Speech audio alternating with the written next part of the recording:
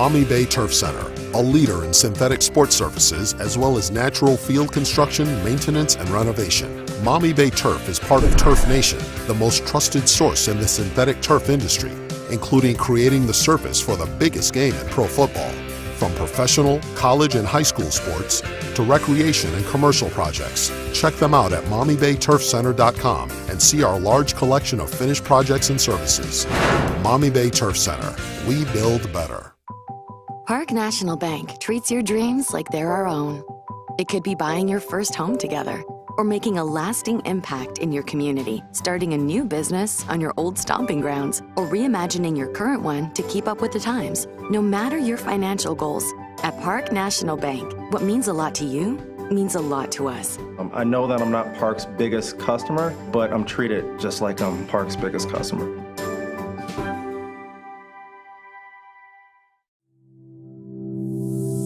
Hi, I'm Dr. Chris Ebert. This is my son, Dr. Cam Ebert. We are Ebert Dental Group in Willard, Ohio. Here at Ebert Dental Group, we offer a wide variety of services: restorative dentistry, dental implants, root canal therapy, Invisalign, teeth whitening, cosmetic dentistry, denturals and partial dentures, Botox, and much, much more. We're currently accepting new patients, and we would love to see you here at Ebert Dental Group.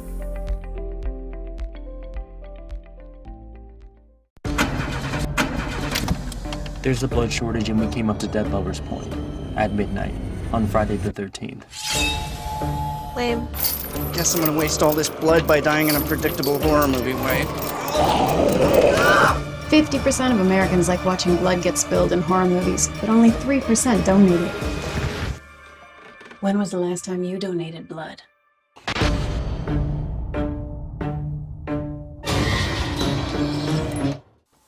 Take a look at all the action from Friday Night Football right here in North Central Ohio with great analysis, highlights, coach interviews, and so much more. Every single Friday night right here on the OH Report.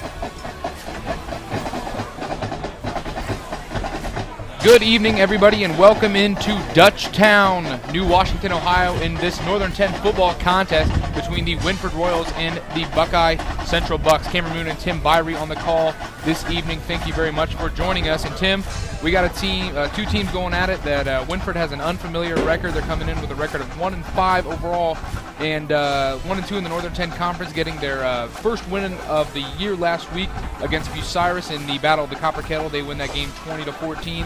But this Wynford team, they are ugly on offense. The lowest scoring team in the Northern 10, averaging just 9 points per game, giving up 22.7 points per game. And something noticed that I thought was a little interesting, they've run 331 plays this year, which basically makes them the middle of the pack in terms of the Northern 10, but they're just not getting into the end zone. Their quarterback, Ashton Moore, on the year leading the Royals under center, 18-49 through the air, 236 yards, 2 touchdowns, 7 picks with 3 rushing touchdowns. And I think the real story of the game tonight for the Royals is the two-headed monster with Cohen Keefe and Anthony Evans. 153 carries total, 641 yards, and 3 touchdowns. Oh, no doubt about it, because, as you just said, their quarterback, Ashton Warren's only 18-49. Yeah. So that's in 6 games, so that means he's about 3 for 7 or 8 Yeah, per game. Per game, and so they're not going to put it up. They want to run the football, and if both Keith and Evans are able to run the ball, then they're going to control the game. They're not going to let Buckeye get the ball, and I'm sure that's what Coach Skidmore is preaching to them. Let's just hold the ball 3-4 yards, 5 yards, move the ball, and don't give it to their offense. For the home team tonight, the Buckeye Central Bucks coming in with a record of 3-3 overall, 0-3 in the Northern 10 Conference, being led by head coach Chad Jensen. And Buckeye Central starting to slip a little bit here. They started off 3-0 on the year, but 3 straight losses for them. But they do have the league best back in Manny Mullins in the backfield. 109 attempts on the year, 649 yards, which interestingly enough surpasses that two-headed monster that the Royals have. 6.0 yards per carry, 108.2 yards per game with 8 touchdowns, and the man under center for them is going to be Derex Dean. 63 of 106 on the year for 59.4%, 879 yards, 9 touchdowns, 4 picks, and Landon Sherwood on defense, 62 tackles on the year, 1 sack, 3 tackles for loss, and 1 forced fumble. So the Bucks certainly do have a lot of talent coming into tonight's ball game, which should be very interesting between these two Northern 10 teams. Well, no doubt about it. I mean, they got Manny Mullins, who seems like he's played here since Noah got out of the ark, and so and he's having a great year, well on his way to 1,000 yards rushing. And Derex Dean has had a solid season, throwing the ball, like you said, to complete 59% of his passes. He's doing a good job, but, and listening to Coach Jensen, just, obviously the quality of their opponents picked up after their non-league part of their schedule. Yeah, for sure. And so they've played 3 pretty decent teams one great team in Cary, and then also playing Seneca East and Mohawk. But they just got to finish drives. He was saying, last week against Seneca East, it's a 1 touchdown game. They get stopped from tying the game. They get stopped on the 1 yard line, and then Seneca East gets the ball out of trouble, and then eventually scores, and goes up 2 scores. And so, they just got to finish things. They got to keep from getting penalties. Both teams, I think, offensively, they're not explosive enough to be able to overcome penalties. Yeah, for sure, absolutely. You talk about Wynford being such a run-heavy team. You almost get kind of scared when they get to 2nd and 11 or 3rd and 12 because you're behind the chains like that. It's going to be a lot harder for them to convert as a team that's going to pass the ball a little bit more. So just a reminder, you are listening to the Lewis family of McDonald's of Bucyrus and Gallion game of the week. It's Cameron Moone and Tim Birie on the call. We're going to take a quick break. We do have the game right after this. You are listening to Country Legends AM 1540 and 107.5 FM, also live on the OH Report. We'll be right back. In your Buckeye Central Bucks.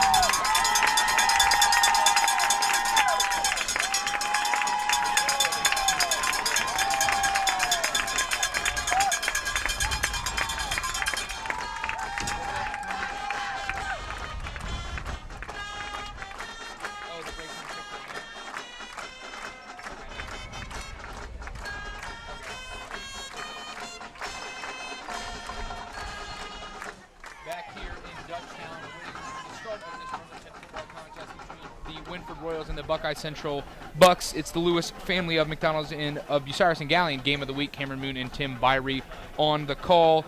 And Tim, we got 2 teams that like to run the football. They like to control the line of scrimmage, so we should be in for a good one. Well, so the key for both of them, you kind of danced around a little bit earlier, is first down is incredibly important to both teams. Yes, for sure. They gotta have positive yards on first down. They can't all of a sudden be 2nd and 9, 2nd and 11. And then that leads to 3rd and 8 or 9. And so if those things happen, they're not explosive enough to get big plays out of it. Central will start tonight's football game with receiving the ball at the south end of the stadium. They're very, as you said, they're very satisfied running the ball down after down after down. And that's what they've done. Buckeye Central has a little more balance in their offense. For the Bucks. And I'm sure, but when all is said and done, Coach Jess wants to run the ball first. So, yeah, like you saw flashed there on the screen with the OH Report, some keys to victory tonight for Wynford. They're going to need to open up the playbook tremendously. They're going to need to play 2 complete halves. We've seen a great first half out of Wynford consistently all year. They need to play a good second half and protect the football through the air. And a little bit of a wrinkle here, Tim Birie. It's going to be Corey Moone kicking off for the Royals. Normally we've seen Cohen Keith kicking off for them, but it is going to be Corey Moone booting it off for the Royals back for the Bucks. It looks like it's going to be Manny Mullins right at about the 11-yard line or so. Well, and they're putting it on the hash mark this time, seeing if they can, only have to cover half of the field and actually kicked it to the other side. It's a decent boot there by Moone. It's going to be picked up by a Buck, and he's got a little bit of room. He's running, and he's going to be dropped just right at about the 40-yard line. And those Buckeye Central Sanderson on the return for contrast with the numbers. They got the camo jerseys on tonight, honoring the veterans, red numbers and gray pants. And for the Wynford Royals, they're going to go with their usual away, white jerseys, white pants with some blue trim. And something I've noticed now for the Royals, they finally have those W's on their helmets. Through the first 5 weeks of the year, they didn't have that signature blue W on the side of their helmet, but now they do. So the Royals are going to start things off today on defense, and the Bucks are going to start off on offense. Is going to be Derex Dean in the backfield, and they're going to go with 4 receivers to the wide side of the field, 1 to the boundary. Derex Dean in the empty set. He's going to take the snap. He's going to rifle it to Mullins. Mullins is going to catch it after bobbling a little bit, and he's going to be dropped hard. That's Evan Wright on the tackle. Excuse me, no, that is Kobe Knopfsinger on the tackle. The senior for the Royals drops Manny Mullins for about a 3-yard loss, and that's what the Royals want to get Buckeye Central in here early on. Absolutely. Bucks lined up in a quad, with a quad look, like a diamond look to the open side of the field, threw a quick pass, but great pursuit by the Wynford defense and gets it for a 2 or 3 yard loss. It's going to be Dean in the backfield with Mullins to his left. He's going to hand it off to Mullins. Mullins is going to be dropped in the backfield by a host of Royals. Kalen Skidmore got there first, and it's going to be 3rd down and long for the Bucks. And this is just what we talked about, just what Buckeye doesn't want to get into is, now they're looking at 3rd and 14 and really behind the sticks. After getting a good kickoff return, having really good field position, they've went backwards on both their first 2 plays. Ball at about, looks like the 38-yard line. It's going to be 3rd and 14 for the Bucks coming up here, and they're going to keep Mullins and Dean in the backfield. 2 receivers split out wide to either side. Royals in a 3-4 defense. Dean's going to take the snap. He's just going to do a straight draw back, and it's going to be caught. That is Steven Sostakowski with the reception, but it's not going to be nearly enough to pick up the first down. He barely just gets past to the original line of scrimmage. It's going to bring up 4th down at about the 44-yard line. And Wynford with a stand here early on defense. They force the 3 and out, and Buckeye Central's going to have to punt. Well, looking at Wynford's statistics and things, defense hasn't been their problem this year. This is the problem is once they get the ball that they just haven't done much offensively. Absolutely. So punting, it's going to be Manny Mullins, the do-it-all guy for the Bucks.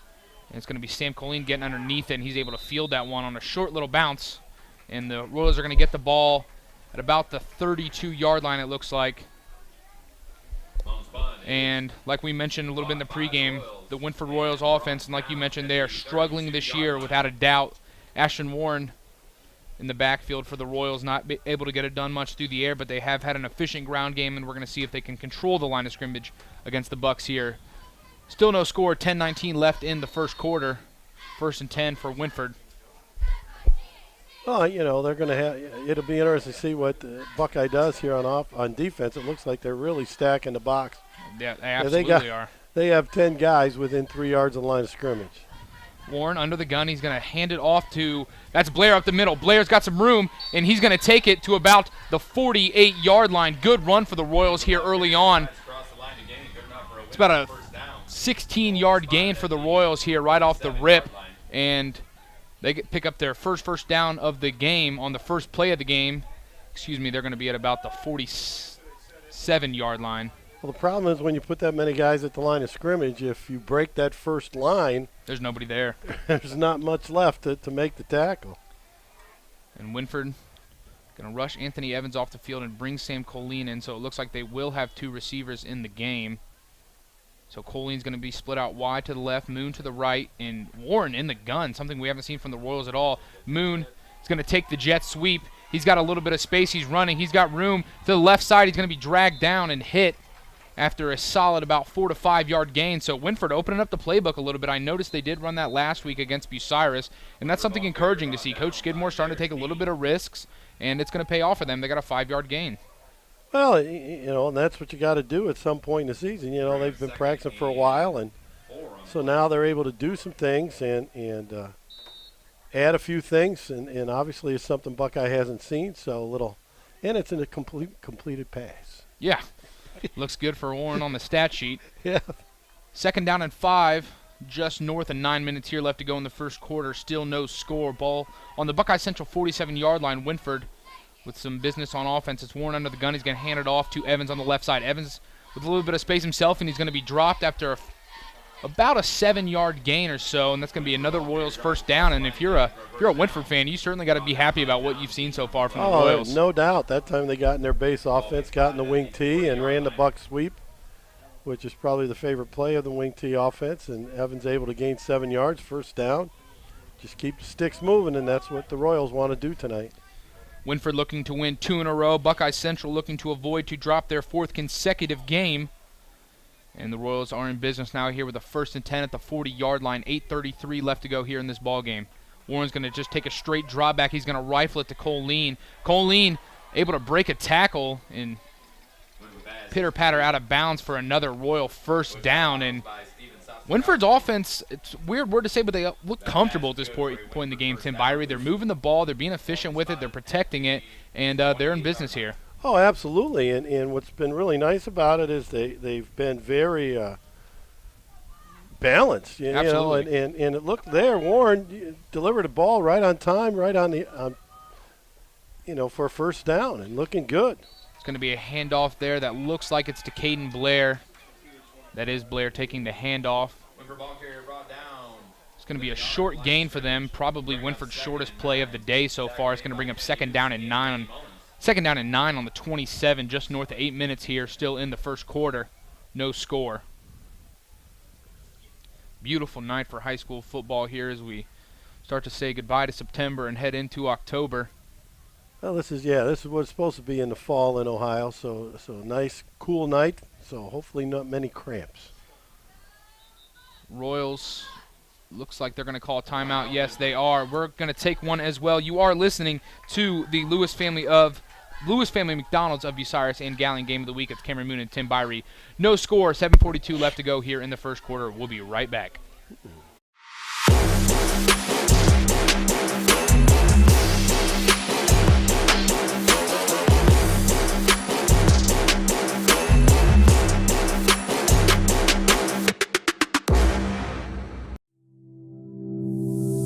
Hi, I'm Dr. Chris Ebert. This is my son, Dr. Cam Ebert.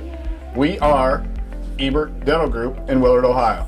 Here at Ebert Dental Group, we offer a wide variety of services. Restorative dentistry, dental implants, root canal therapy, Invisalign, teeth whitening, cosmetic dentistry, dentrals and partial dentures, Botox, and much, much more. We're currently accepting new patients, and we would love to see you here at Ebert Dental Group.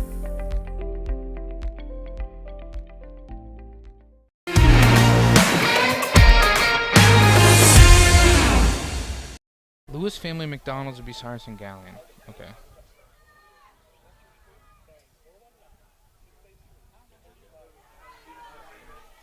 Back here at Buckeye Central for this Northern 10 football contest between the Wynford Royals and the Buckeye Central Bucks. It's Cameron Moone and Tim Birie on the call. Thank you very much for joining us. Also live on the OH Report this evening. Cohen Keith takes a handoff to the right side for a 3rd down and long. And Wynford not in the position they want to be, but their offense thus far tonight, Tim Birie, has looked extremely comfortable. Well, they've looked very confident. It's amazing what a win will do for you. For sure. And I think that's probably really helped, especially helping Ashton Warren.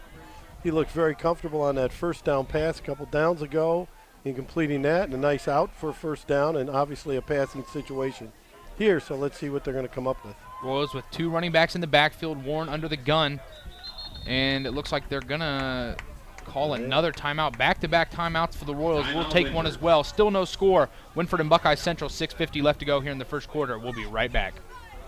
Maumee Bay Turf Center, a leader in synthetic sports services as well as natural field construction, maintenance, and renovation. Maumee Bay Turf is part of Turf Nation, the most trusted source in the synthetic turf industry, including creating the surface for the biggest game in pro football.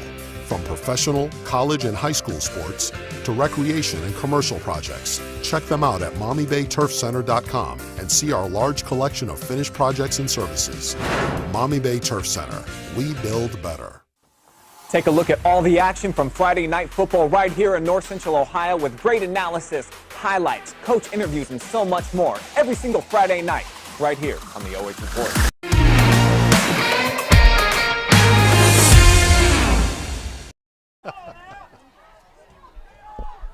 Man.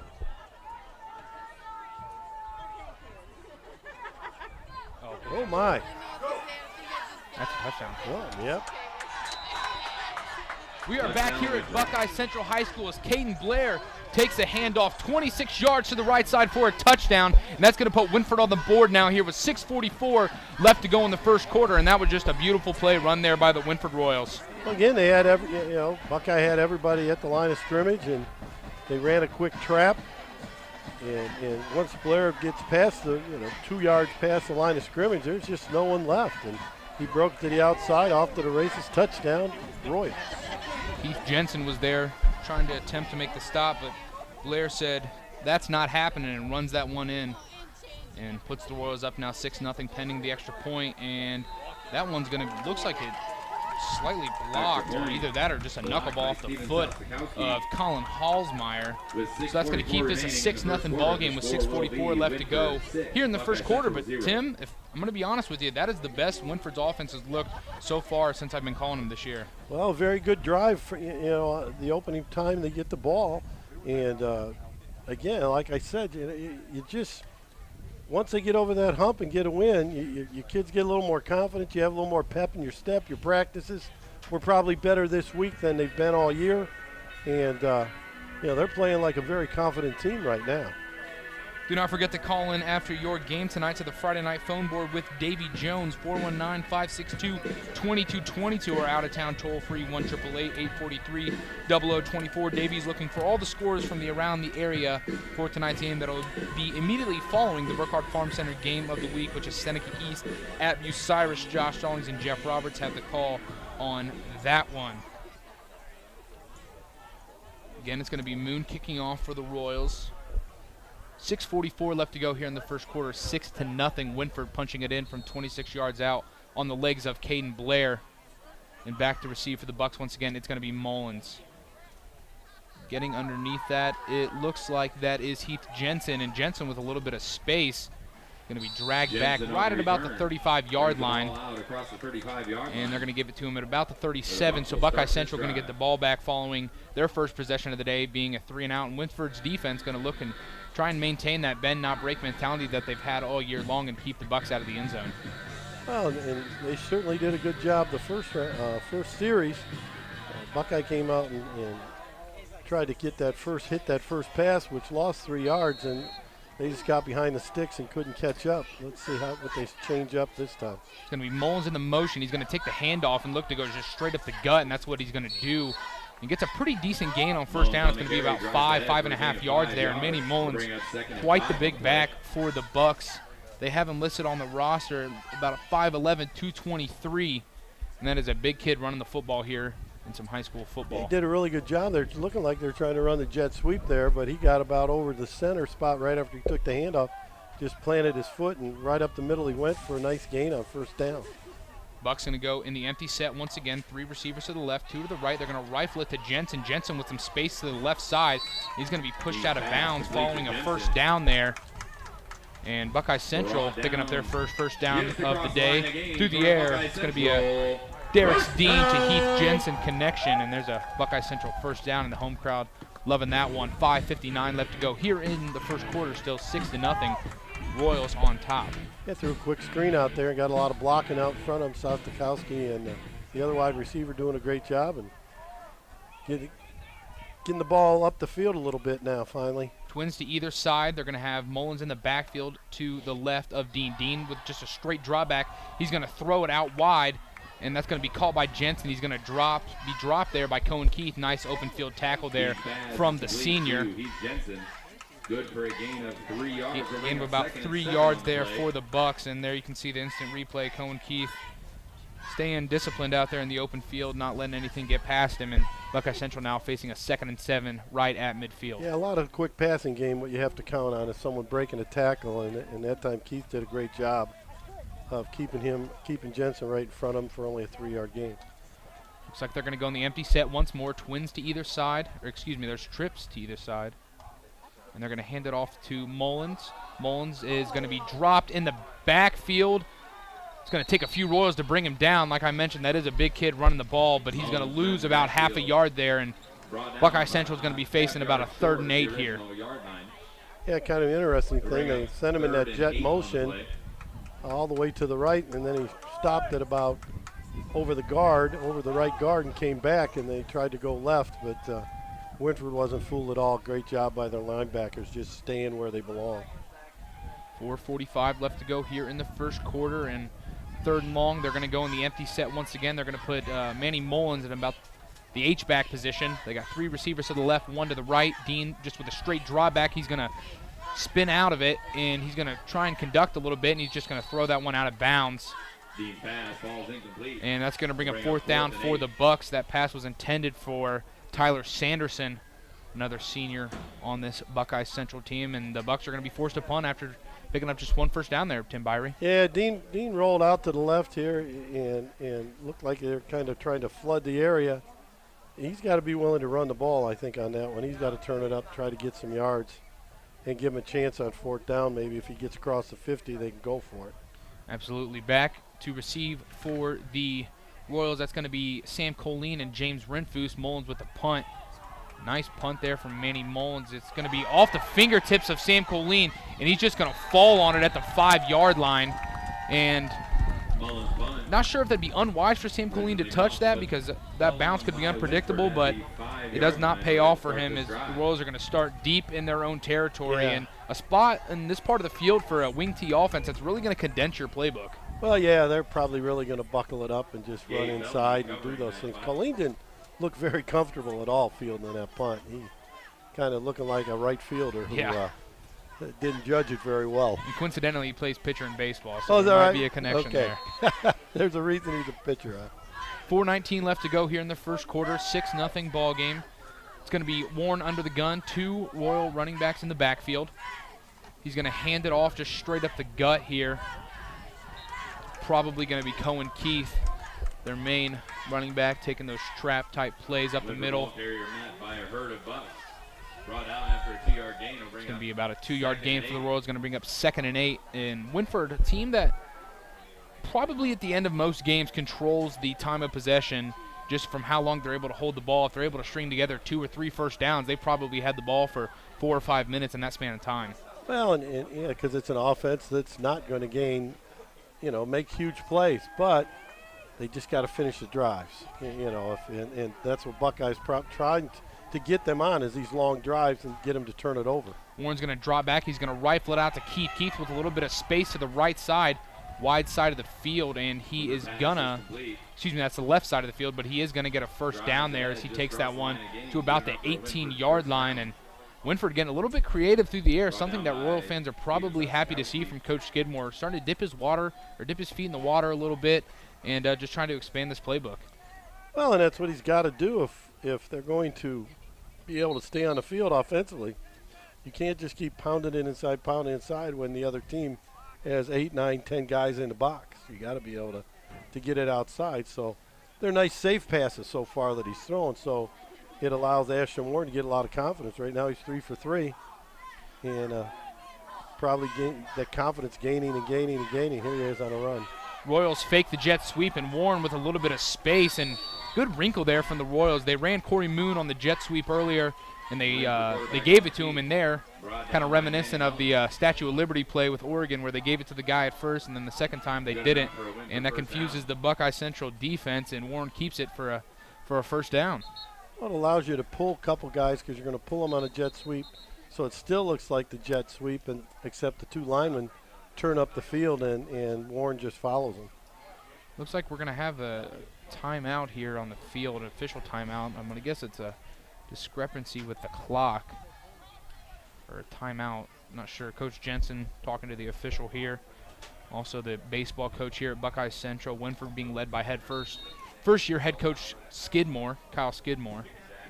Wynford legend on the playing field himself. It's going to be Warren under the gun. He's going to take a straight drop back, and he's running out of time. He stiff arms a defender, and he's going to be almost dropped in the backfield, but he will be dropped in the backfield. Try to get creative there, and Buckeye Central's all over that, dropping him for a loss, and the first sack of the day goes to the Bucks.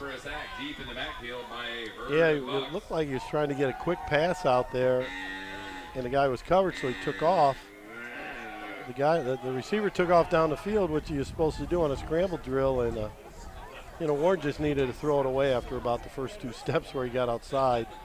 In high school football now, once you're out of the box, you're allowed to throw it out of bounds. And he probably needed to do that, and this really puts them behind the sticks on a 2nd and a mile. So the Royals now going to go under the gun with 2 running backs in the backfield. 2nd down, and looks like about 20 or so, we'll call it. It's going to be a run straight up the gut here. Looks like the handoff is going to go to Caden Blair. Caden Blair taking that handoff there, getting a little bit of that room back for the Royals, but nonetheless, it's 3rd down and a mile, like you mentioned, Tim. And as we start to get close here to the end of the first quarter, 1:40 left to go, Wynford on top.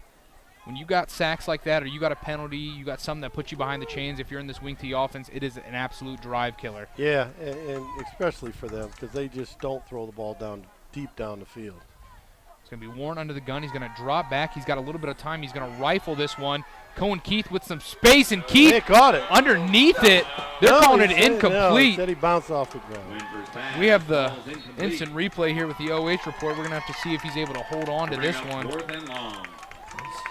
Keith gets a little bit of separation from the defender, and it's kind of hard to tell there from the replay, but it's hard to tell if it went off the ground or if it bounced off his hands, off his chest, and then back into his hands again, but nonetheless. Ran a go route, and he got behind him, and the ball was just maybe a half a yard overthrown. Keith made a great effort, and you couldn't tell, like you said, if the ball, I'm sure the ref must have seen the ball bounce on the ground as he caught it and bounce up into his hands. So that punt's going to be over the head, or excuse me, that snap's going to be over the head of Warren. Warren trying to get creative with it, and he's going to be dropped in the end zone. Looks like it's going to be a safety. Buckeye Central drops Ashton Warren in the end zone following that botched long snap, and the Bucks are on the board now. An unfamiliar 6-2 ball game with 1:05 left to go here in the first quarter, and that is just a nightmare for the Royals. Well, and that's in a game where the teams seem to be, as these 2 teams, fairly evenly matched. Often the special teams can be what really can cost you one way or another, and there's the first miscue in special teams. And the Bucks are on the scoreboard and are going to get probably pretty good field position after this kickoff. So instead of punting and giving Buckeye Central the ball right around midfield or so, they give them points, and then they're going to give the ball to them once again here as they now lead by just 4. Yeah, in a way, it's probably a break that it was a safety for Wynford, really. If he would have got out of the end zone, he was going to fall on the 1-yard line. And Buckeye would have 1 yard to go for a touchdown. Instead of getting 2 points, they would have got 6. It's tough to tell in that situation if you're Warren, if you just try to kick it or try to get what you can, but when you're 4th down and a mile like that, and the first down marker was probably right around the 35-yard line, it's going to be a miracle for you to pick up a first down. Sure. So Wynford now just going to kick this one off following that safety, and this has been quite a long first quarter, Tim, even though both teams like to run the ball. Yeah, it's really been kind of a weird thing. There hasn't been a lot of penalties, not a lot of incomplete passes or anything like that, but it hasn't really moved along. So it's going to be Corey Moone kicking off for the Royals. Back to receive for Buckeye Central. It's going to be Manny Mullins. And there's a decent kick there from Moone. And Mullins goes right past him. And going down the field is the Wynford coverage unit. And Mullins picks this one up right about the 15-yard line. And he's going to be dropped just shy of the 25-yard line. And if you're Wynford, that was a great kick there from Corey Moone. Just bounces past Mullins, not able to field it properly. And Buckeye Central is going to get the ball right about where they'd probably be following a normal kickoff. Yeah, absolutely. Really surprising that they had no one on that right side. I guess it would be to Wynford's right side, and it just hit and rolled, and Mullins had a long way to chase it down, and by that time Wynford's whole kickoff team was well past all of the blockers. They're going to put Mullins in the backfield with Dean, twins on either side of the offensive line. It's going to be a pass out to Sanderson. Sanderson's going to shimmy a defender and pick up a first down. It might be just short of it. Yeah, they're going to have him just short of a first down there, pick up about 9. Don't forget, Davy Jones hosts Coach's Corner West from the Pizza Hut in Bucyrus Monday nights beginning at 6. Davey talks to players and coaches involved in all the fall sports from Bucyrus, Wynford, and Buckeye Central schools. Be sure to check out the WQEL Facebook page for all 3 of our show segments. And Mike Sparks brings you Coach's Corner East from the Pizza Hut and Galleon Wednesday nights. Players and coaches from Galleon, Crestline, and Colonel Crawford High Schools. They go over last week's game and next Friday's matchup. Be sure and check out the WQEL Facebook page as well for all 3 of those show segments. It's going to be Dean in the backfield with Mullins to the side of him, and he's going to be just dropped in the backfield. Great play from the Wynford defensive line. That's Kalen Skidmore in the big KJ Katalik. And, Tim, it's not too often you see I think he's a sophomore, but a 6'8". He is about a 270-pound sophomore. Yeah, he is a big fella. And yeah, he's really blocking things up right now. There wasn't much room running inside. They've had a lot more success running a little wider than that so far tonight. So if they're going to move the ball, I think they're going to have to do it on the perimeter. Play clock looks like it was just ahead of the game clock, but it just changed right there. So they're going to snap it one last time. Dean's going to roll out. He's definitely got some room there. He's going to pick up the first down, and he's just going to scamper out of bounds there for a first down. 7 seconds left to go here in the first quarter. It looks like he got out of bounds earlier than what I had thought. So 7 seconds left to go here in the first quarter. Ball on the 38-yard line, 1st and 10 for Buckeye Central following that Derex Dean scramble. Yeah, did a good job there. You know, unlike the first time where I thought he had a chance to gain some yards, he saw open space, didn't hesitate at all, got the first down, kept the sticks moving.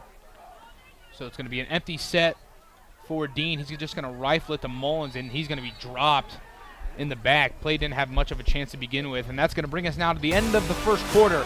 Wynford able to punch it in on their opening possession. Buckeye Central gets them back with a safety.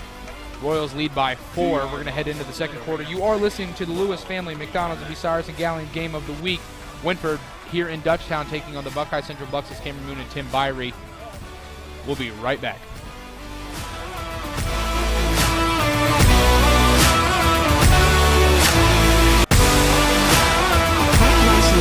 Treats your dreams like they're your own.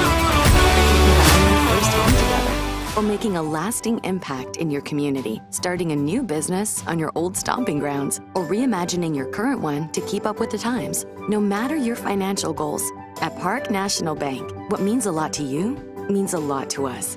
I know that I'm not Park's biggest customer, but I'm treated just like I'm Park's biggest customer.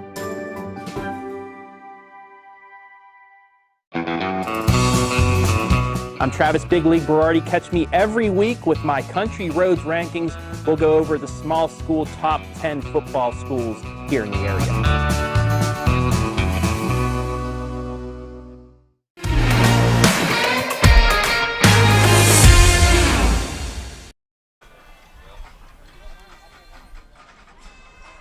Back here for the start of the second quarter. It's Cameron Moone and Tim Birie live on Country Legends AM 1540.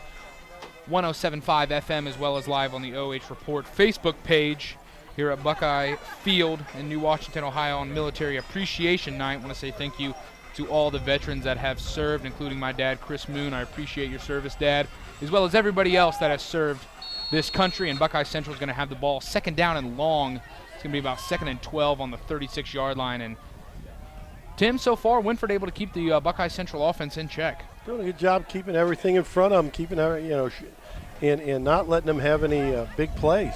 And Manny Mullins has been kept in check, and so is Derex Dean, and he's running for his life right now. Dean scrambling, going to be chased by Skidmore. He's going to rifle it down the field, and nobody was within a zip code of that one. And it's going to bring up 3rd down and 12 now here, just south of 12 minutes here in the second quarter. That's a really good job by Dean. Often the best play sometimes can be just throw the ball out of bounds and live to see another down. Live to see the next down. Exactly. So 3rd down and 12 here for the Bucks. Wynford in a new scheme this year defensively, something we probably haven't seen from the Royals in a long time, running that 3-4 defense. Big KJ Katalik in the middle. And they're going to have Knopfsinger and Skidmore to either side of him, and they're going to let their dynamic linebackers, great athletes that Wynford has there in the skill position. It's going to be Dean. He's going to just throw it. Oh, it was intended for That's Sostakowski, and Warren was standing right there, and I think that if that ball bounces a little different, that's right in the hands of Warren, and he's going the other way. But yeah, it's one of those things. He threw a little high, and you know they're just trying to run that in cut to Sostakowski, good athlete, and threw a little high. If you know, it's one of those, like you said, if he delivered it right on time, maybe Sostakowski can catch it, but at the same time, he was going to take probably a pretty big hit because. You know, he was closing the ranks in a hurry. Mullins is going to punt that one. It's going to take a short little Buckeye Central bounce, but it's going to die right at the 35-yard line. And Wynford's going to get the ball back with pretty decent field position here. 6-2 is our score. Royals on top, 11:39 here in the first quarter, and Wynford going to try and maintain that little bit of mojo that they've had tonight, coming off that huge win against Bucyrus last week. And this is obviously an unprecedented season for Wynford and not something that they had intended with their new head coach, Coach Skidmore. But it's got to feel good picking up your first win of the year over such a rival like Bucyrus. Well, and you know they've had so much success for so long. Now these last 2 or 3 years, not quite as much, going down each time and getting worse each year it seems like. And this one's been the real disaster right now. And Anthony Evans is going to be dropped just about the line of scrimmage. Filling the spot there nicely. That's Steven Sostakowski. That's going to bring up 2nd down and 10 for the Royals. You know, and that's what I mean, though. Sostakowski's making the tackle. He's usually, you know, one of their safeties or corners or safeties, and, you know, he's playing right at the line of scrimmage right now. Evans, a bright young star for this Wynford team, just a sophomore.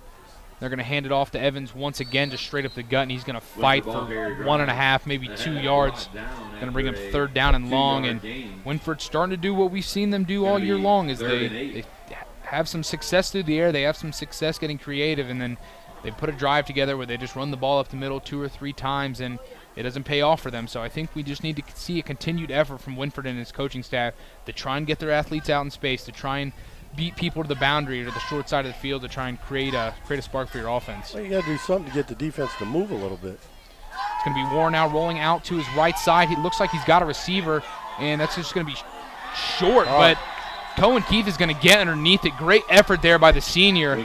Warren kind of short-armed that one, and it was floating through the air for a little bit, but Keith able to locate himself underneath it, and Wynford's got a 1st down. And you know, Tim, I don't have the exact stat in front of me, but I would probably venture to guess that's one of Wynford's longest passes of the year. Well, I would think so. You know, 28 yards on that thing, and sometimes when you're throwing a ball deep, throwing it too short can be the best thing you can do, and because the defensive backs don't see the ball, and Keith was able to come back and get it. Wynford now going to bunch everybody together in the box. They're going to hand it off to Evans to the right side. Evans with a little bit of crease. Evans up the right side of the field. Evans looks like just one man to beat. He's heading down the sideline. He's going to be dragged down right at about the goal line. And it looks like they're going to call him down at just the one. But what a great run there from Anthony Evans, the sophomore. Huge spark there for the Wynford offense, getting it done on the ground. And they are now in business. 1st down and goal from the 1 with 10:04 left to go here in the half as they find themselves up by 4, threatening Buckeye Central here. There you see why Keith has been so successful this year. He showed great speed getting the outside. Once he turned the corner, that was very difficult for Buckeye to catch him, and knocked him out almost right on top of the pylon. I thought maybe they were going to give it to him, but said that he's out on the 1. So now Wynford bunching up once again, but they're going to have a receiver to the left, and Warren is just going to walk into the end zone. It's going to be a touchdown, Royals. 12-2 is your score now. Wynford punches it in just south of 10 minutes left to go here in the half, 9:59. And Wynford's offense looking good so far tonight, Tim Birie, getting much more creative than we've seen in weeks prior so far this season, getting it done through the air and on the ground. And they find pay dirt here and now find themselves up 10. They're probably going for 2 here, I would imagine. Running out on the field there, it looks like that's going to be Anthony Evans. They're going to put Warren under the gun once more. They're going to have Blair and Evans in the backfield. They're going to put Keith in motion to the right side. He's going to hand it off to Blair. Blair, easy, just walks in, not a defender near him, and Wynford punches that one in. And now we got a 14-2 ball game with 9:59 here in the half. And I'll tell you what, Tim, Wynford's offense, probably the best they've looked so far through about a quarter and 5 minutes. Yeah, they're looking very solid. They've, they've already thrown the ball 5 times for 55 yards. So they've hit a couple decent plays there. which has really helped them. And and then they have the one big run for Evans. And yeah, they've looked very balanced and are doing a great job so far, and which has got them this 14-2 lead with almost 10 minutes still left in the first half. Wynford already surpassing their season average of scoring by 5 points as we are just now into the second quarter. Helmet stickers will be handed out after Week 7 games with Josh Stallings and the crew from Mizik Miller next week, and the high school football preview. Check out WQEL and the WBCO Facebook page or the WQEL podcast page for more details and to view this week's latest show. Also, Tim, not the news you probably want to hear. American League Central Division champion Cleveland Guardians wrap up the regular season with home games versus Kansas City this weekend. On to next week. All broadcasts will be Sunday afternoon at 1:05 on your home for Guardians baseball, Iconic Rock Q92.7. I'm not a Guardians fan. I'm a Reds fan, but I appreciate the way the Guardians play. That's going to be fielded here from Buckeye Central. Numbers, like I said, a little bit getting harder to see with that contrast on those camo jerseys. But that Buckeye Central, I think it was Sanderson. Near the 40-yard line will be spotted. You know what? I'll trust you, Tim Birie. He's going to be out just at about the 39-yard line. It's a very important series, I think, for the Bucks. They need to get some points on the board here and to get a little confidence and show that they can move the ball against this Wynford defense. Absolutely. 14-2 is your score. 9:55 left to go here in the half. Wynford up 12 now over Buckeye Central, looking to pick up their second win of the year. Buckeye Central looking to pick up their fourth. It's going to be Dean. He's just going to rifle it outside there. It looks like that's going to be Tyler Sanderson that catches that one. He's going to be dropped after about a 3-yard gain following that forward progress. And Buckeye Central, what we've seen pretty much all day from them through the air, just short little quick passes, going to try and get guys to break tackles out in space. Well, yeah, they're trying to take advantage of Wynford's size, I guess you would say. But their linebackers are just doing a great job of flowing to the ball and making plays. Looks like they're going to put Dean and Mullins in the backfield. 3 receivers to the right side, 1 to the left. And it's going to be Mullins on the left side of Dean. Dean's going to take the snap. He's going to rifle it to the outside to Sanderson. Off the hands of Sanderson. Not able to corral that one. It's going to bring up 3rd down and 7. And that pass was just a little bit off the mark, Tim, there, as they try to get the ball into an athlete's hands. Yeah, they're trying to, get another bubble screen out and get it out quickly and get a couple guys in front of him, block him, maybe breaks a tackle, and he can get a big play. But the ball's a little low and outside, and so not being able to come up with the play. We're going to go with the same formation they were just in. 3 receivers to the wide side of the field, 1 to the boundary. Mullins is going to switch sides, however, on Dean. Dean's going to just take a straight drawback. Now he's rolling to his right. Looks like he's got a man who's going to throw it downfield, but that's going to be way out of bounds. Warren in coverage, and that one didn't really have a chance from the start. 4th and 7 on the play. So now that's going to bring up 4th down for Buckeye Central. And, Tim, that huge series that Buckeye Central needed, not able to fulfill that one there, and they're going to punt the ball back to Wynford, who's got to be feeling themselves now here up 12 following their big win last week. Yeah, I mean, you can just see with every series, both offensively and defensively, Wynford gaining more and more confidence in what they're doing, and Buckeyes starting to question probably more and more what they're doing on offense, trying to come up with something that can get them a few first downs. Mullins with the punt. Looks like it's going to be fielded by Colleen right into his chest. Colleen with a little bit of a move. We're going to see a flag fly. Without a doubt, it's probably going to be a hold or a block in the back, you would think. So that decent little return there from Colleen is going to be brought back a bit. But Wynford with the ball back now up 12. That's really good coverage by Buckeye Central because it was a line shot kick. And but they still got good coverage, and now it's going back probably because of the illegal block, and so Wynford will have a ways to go again to get another touchdown. Courtesy of our friends here at the OH Report, being able to bring you this game not just to your ears but also to your eyes. This live broadcast here on the Facebook page. We are also obviously live here on Country Legends AM 1540 and 107.5 FM WBCO. That's the first penalty tonight, though. Yeah, certainly. A clean game being played between these two Northern 10 foes. It's going to be Warren in the gun. He's going to hand it off just straight up the gut. Looks like that is going to be Caden Blair taking the carry for a pretty decent, about 6-yard gain there on first down, and that's exactly what you want if you're in that kind of wing T offense. You pick up 6 yards on a first down like that, you're in business already. any kind of tight run game offense is, if you can get your fullback going, you're going to have a good night. So they're going to put Warren in the gun once again. We're going to throw it there. It's going to be a wide open James Renfus, and he drops it right off of James Renfus's hands. And I tell you what, Tim, if he catches that one, he's still running. And there's no doubt. He was wide open. Wynford coaches, I can hear him in the press box next to me, not happy about that one. And Renfus, an athlete for the Royals, just probably got, he saw nothing but green grass in front of him, took his eyes off the ball, and now Wynford, not a bad position for them, 3rd down and 3, but I'm sure they probably would have much rather taken the 6 points there that Renfus was going to get. The problem is it's probably a play that they saw, that they know can really work, and so they finally call it. You might only get it once a game, and he drops it. So it's going to be Evans now taking the handoff to the right side, and it's going to be just enough for a 1st down. So the drop by Renfus doesn't mean disaster for the Royals as they pick up that 1st down there. Ball at the 34-yard line here, 8:17 left to go here in the half, and Wynford just starting to pick up plays here and there. A few chunk plays, a few short yard gains that are keeping the Bucks honest here, and they look good. Well, the Bucks really need to get the stop. Wynford would really like to score here to stretch this lead and get the ball back after half. Yeah. This handoff's going to go nowhere, and we're going to have a flag. It could be a face mask. Interesting. He went down awful awkward. Interesting to see what we're going to have here. Number 2, Ohio State Buckeyes made quick work of the Wisconsin Badgers last Saturday with 4 first-half touchdowns on their way to a 52-21 victory. Ohio State racked up another 539 yards in total offense and picking up their 4th win of the year. The Rutgers Scarlet Knights come to the shoe tomorrow afternoon. The Buckeyes are a 41-point favorite. Tomorrow against Rutgers, Paul Keels and Jim Lakey will have the action for you tomorrow at 2 p.m. for the pregame with a 3:30 kickoff on Iconic Rock Q92.7. And Tim, I was looking down at my script there. What was the penalty?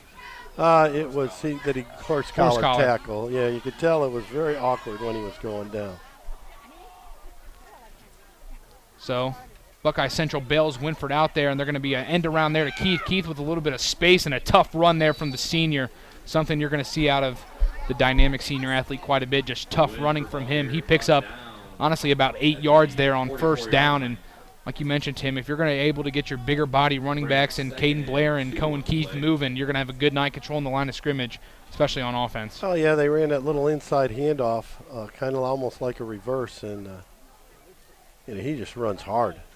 He was probably he probably had a 2-yard gain at first contact, ends up with 8. Just north of 7 minutes left to go. It's going to be a pitch to Evans out on the right side. Evans with some space. Evans heading up the right sideline. He stops and stutters and is going to be dropped now inside the 30-yard line. And Wynford, looking extremely good on offense. I can't continue to stress that enough, folks. If this is your first time seeing the Wynford offense this year, this is the most explosive they've looked.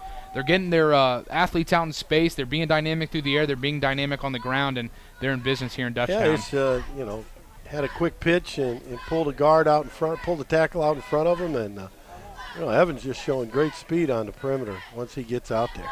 1st down and 10 at the 30-yard line. 2 receivers in the backfield. It's going to be a handoff now. That's Evans, and he's going to be dropped in the backfield there. Loss of about half a yard. And Buckeye Central filling the hole nicely there and not continuing to let it bleed following that big play. Well, Buckeyes just got to get consistent defensively. They get a nice stop here, but then they've been given up. They come back after a nice stop, give up 6 or 7 yards, and so then Wynford still can use the whole playbook. And so far tonight, they've chosen to use their whole playbook. They're going to put Warren in the gun for one of the few times this evening. Running backs on either side of him. And it looks like Wynford's going to call their final timeout of the night. Coach Skidmore does not look happy on the sideline. We'll take one as well. 5:58 left to go here in the first half. 14-2. Wynford on top of Buckeye Central. You are listening to the McDonald's of Bucyrus and Galleon Game of the Week, courtesy of the Lewis family, here on Country Legends AM 1540 and 107.5 FM WBCO, as well as live on the OH Report. We'll be right back.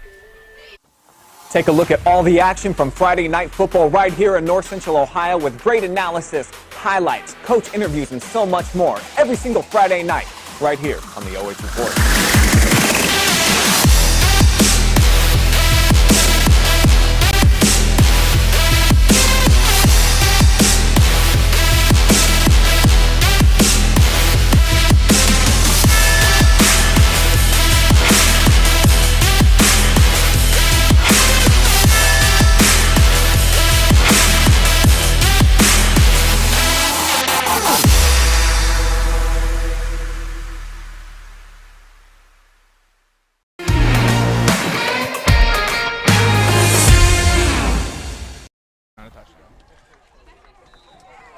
Wynford ball carrier met at the line of scrimmage, brought down after a short gain.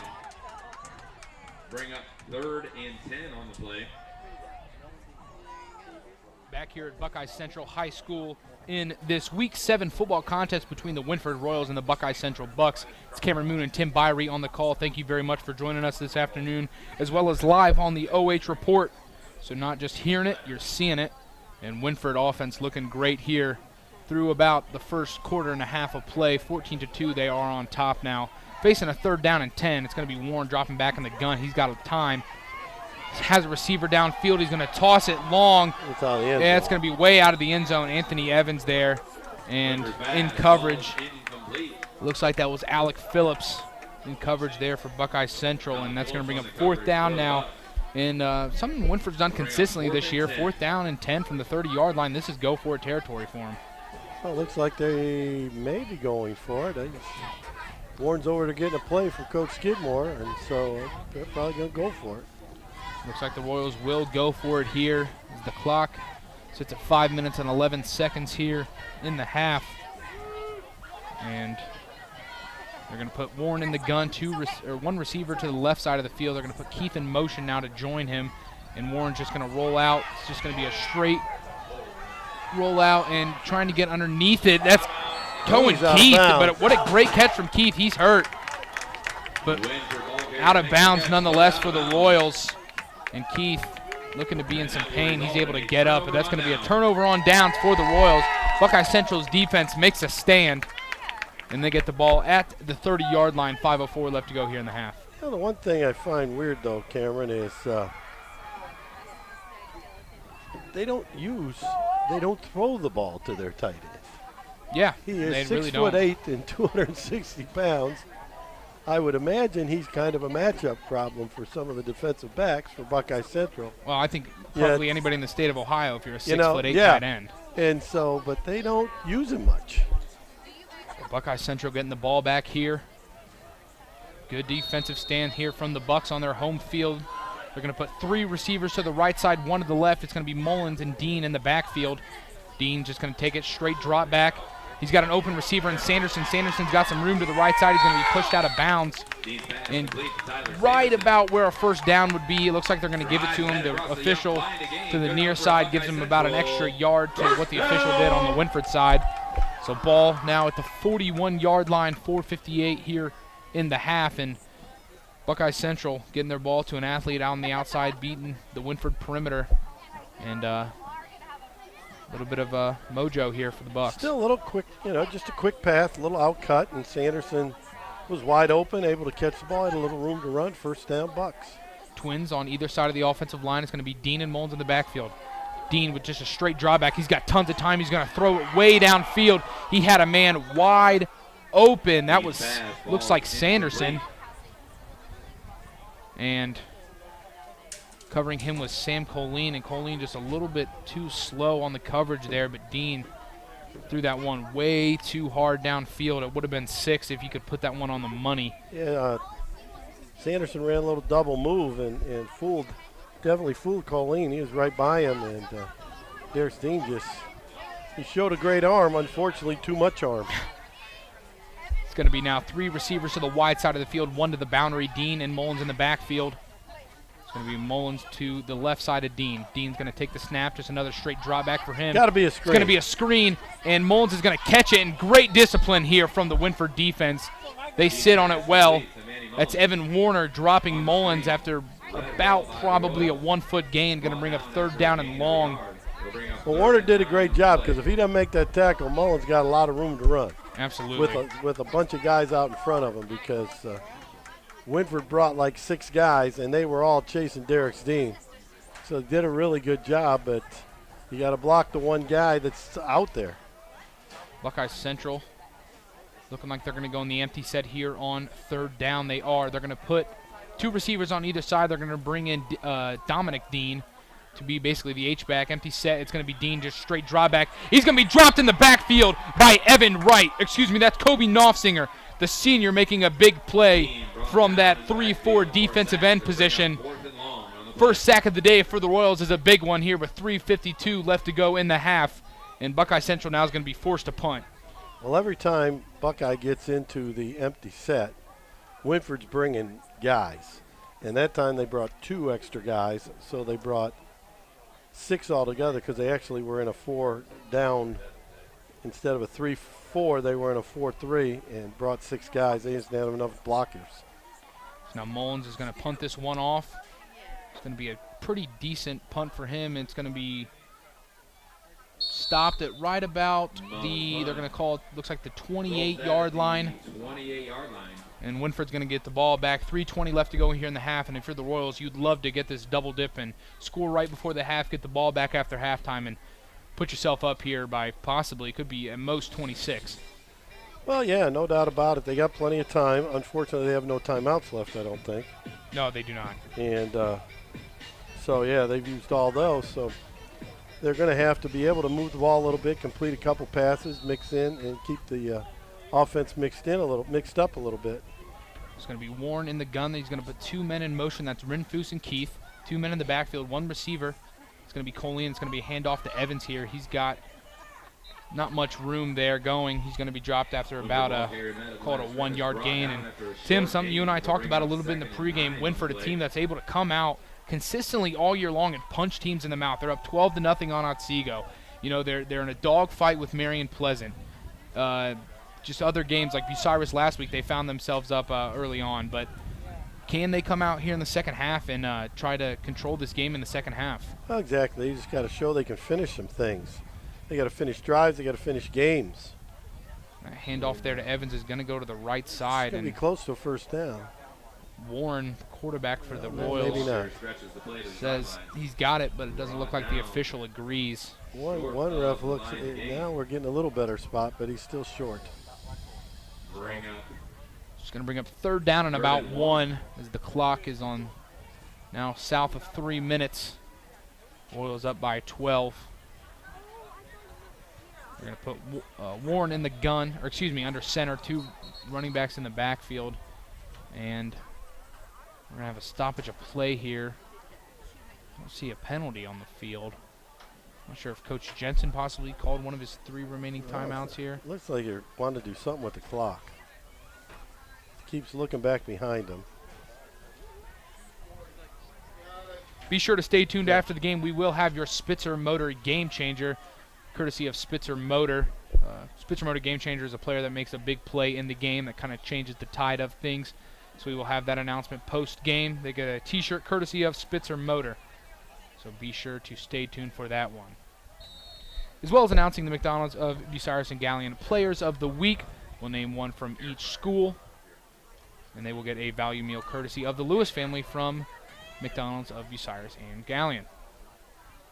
It's going to be just a straight, looks like a QB sneak by Warren, and I think he ran more sideways than he did forward, Tim Birie.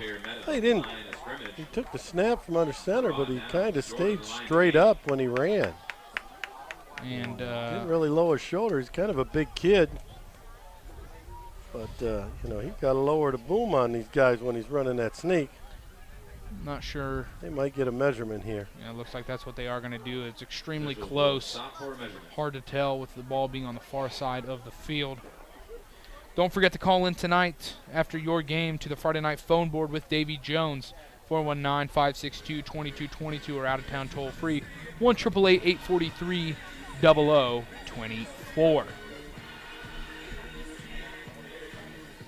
And they're going to bring the chains out for this one, and they're calling it a first down, so Warren able to pick up the first down there for the Royals and keep this possession going a little bit longer for them as we start to trickle down here to the latter stages of this first half. That's 8 first downs for the Royals in the first half. And, you know, again, they're showing some life on their offense right now. So they're going to put Warren under the gun once again. One receiver split out wide to the left. They're going to put one man in motion. That's Keith. Keith heading to the side of Colleen. Evans is going to take the handoff now to the right side.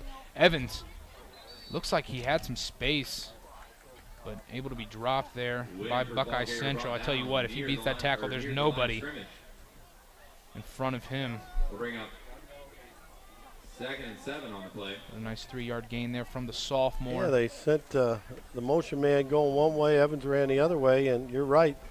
There was just one man between him and the goal line, but unfortunately for Wynford, that young man was able to make the play. It's going to be Warren in the gun. It's going to be a short snap. He's going to rifle it downfield. He's got Renfus, and Renfus is able to catch this one. He's at the 10. He's at the 5. He's in for a touchdown. James Renfus makes up for his earlier mistake and punches this one in from, what is that, Tim? 41. The 41-yard line. So 59-yarder. 59-yard catch and run for James Renfus. Puts Wynford up now 20-2 with a minute 39 left to go here in the half. And if you're Wynford, you got to feel good getting that touchdown through the air. Looking at the statistics before the game, I am safe in thinking that this is the first time that Warren's thrown for over 100 yards in a game. Well, considering that's almost about half of what he's had on the entire season, I would not doubt you on that one. But he got 114 yards passing on 5 completions. He's throwing the ball down the field tonight. This extra point, courtesy of FC Bank, on the way from Colin Holzmeyer, is blocked. So Wynford not able to punch that one in. Minute 39 left to go here in the half as they find themselves up by 18. But they've looked really good, Tim. Well, that time they just ran everybody on go routes. They ran 4 go routes against 3 defensive backs, and Warren just did a great job of picking out the guy that was open and threw a seed to him, and Rutschfels was off to the races. As you said, he caught that one, and boy, showed great speed. As you can see the replay, he wasn't going to get caught. And down he goes. Touchdown pass for Warren and the Royals. Be sure to stay tuned for our halftime stats and analysis, as well as the halftime show from Skip Mossick coming up here on Country Legends AM 1540. Skip Mossick was the announcer my first year of coaching basketball at Bishop Hartley. He was our game announcer. Tim Birie with a little bit of connection there. Skip is a Bishop Hartley grad. The ONN voice. So it's going to be Moone kicking off once again, or Wynford. I think they're going to might roll with him as they go forward. Keith must have got fired on that unit. And back to receive for Buckeye Central. Looks like it's going to be Manny Mullins and Tyler Sanderson. There's going to be just a short squib kick from Moone. It's going to be picked up by an up man for Buckeye Central as they're about at the 36, 37-yard line with a minute 38 left to go here in the half. And if you're the Bucks, you're going to have to try and get creative here quick to make this not an 18-point deficit at halftime. I think they got all their timeouts left in a minute and 38. And so, yeah, Derex Dean's got nice arms, so they can throw the ball down the field, complete a few passes, and hopefully get something going here because, as you said a couple times already, Wynford's going to get the ball first to start second half. 3 receivers to the right side, 1 to the left, and it's going to be a short throw there to, it looks like that's Trevor Kurgis making the catch, his first reception of the evening. But he was tackled inbounds, so the clock's going to continue to roll. 2nd down and 7. Minute 20 now left here in the half. Well, it looked like Sanderson was open in the middle on this side of the field where they had the trips, but he decided to go to the single receiver side for a 3-yard gain. 3 receivers to the right. It's going to be a drop back from Dean. He's starting to scramble a little bit. He's got a little bit of pressure in his face. He's just going to loft it out of bounds to the Wynford side, and showing some maturity there is Derex Dean taking what he can get, throwing it out of bounds there to avoid any disaster here as they find themselves down 18 with a minute and 1 second left here in the half. Well, Wynford did a really good job that time of not letting him get to the outside, to the wide side of the field. So they kind of compressed the field by making him roll left when they put pressure on him, and there was only a single receiver over there and not a lot of room to run, so he just threw it out of bounds. They got twins to either side. They're going to put Sanderson in motion now. It's going to be just a drop back from Dean. Dean with time. He's going to throw it downfield. Got him open. He's got him wide open. That is Heath Jensen with the catch, and that's going to be a 1st down for Buckeye Central. And if you're Wynford, that's the last thing you wanted to give up, as you had Buckeye Central in a 3rd down situation. But Heath Jensen able to find himself open downfield on just a straight route down the right side. And now Buckeye Central is going to call a timeout now at their 25-yard line with 54 seconds left to go. We're going to take one as well. You are listening to the McDonald's and Bucyrus and Galleon Game of the Week here on Country Legends AM 1540 and 107.5 FM, as well as live on the OH Report. 54 seconds left to go in the half. Wynford leads over Buckeye Central 20-2. We'll be right back.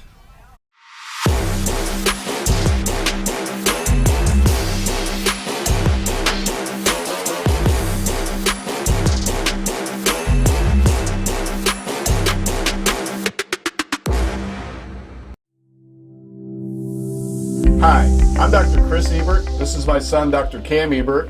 We are Ebert Dental Group in Willard, Ohio.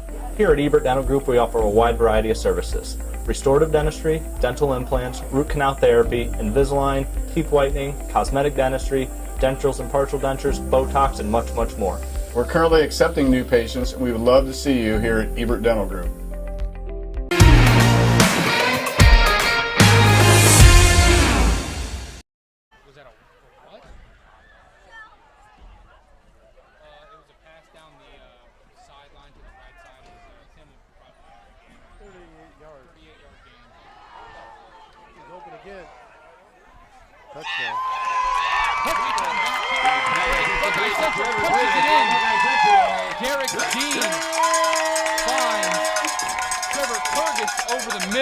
For a Buckeye Central touchdown.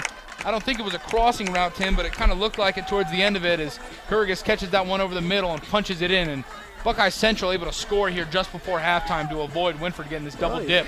Kurgis just ran a post pattern and got inside that defensive back. And then once he caught it, he just kept going across the middle and took it in the end zone for a touchdown. Big, big answer for Buckeye Central. Buckeye Central now, here's the extra point on the way. That kick is by Dean, and that's going to be good, so that's going to bring our score now 20-9 with 46 seconds left to go here in the first half. And Buckeye Central kind of getting punched in the mouth all night long, able to get some things done offensively when it matters most for them. And instead of going down potentially by 18 at halftime, they're now down by just 11. Well, they came up with their two biggest plays of the game, a 38-yard pass to Heath Jensen when they ran a little boot action, and Jensen was able to get past the defensive back, and Dean delivers the ball on the money. And then the very next play after a timeout, was able to hit Kurgis on the post pattern, and he danced away from a couple guys and into the end zone. So they quickly went 63 yards in 2 plays. Yeah, that instant replay you just saw courtesy of the OH Report. We're live here on the OH Report Facebook page, not only bringing the game to your ears. Here it is again on the OH Report.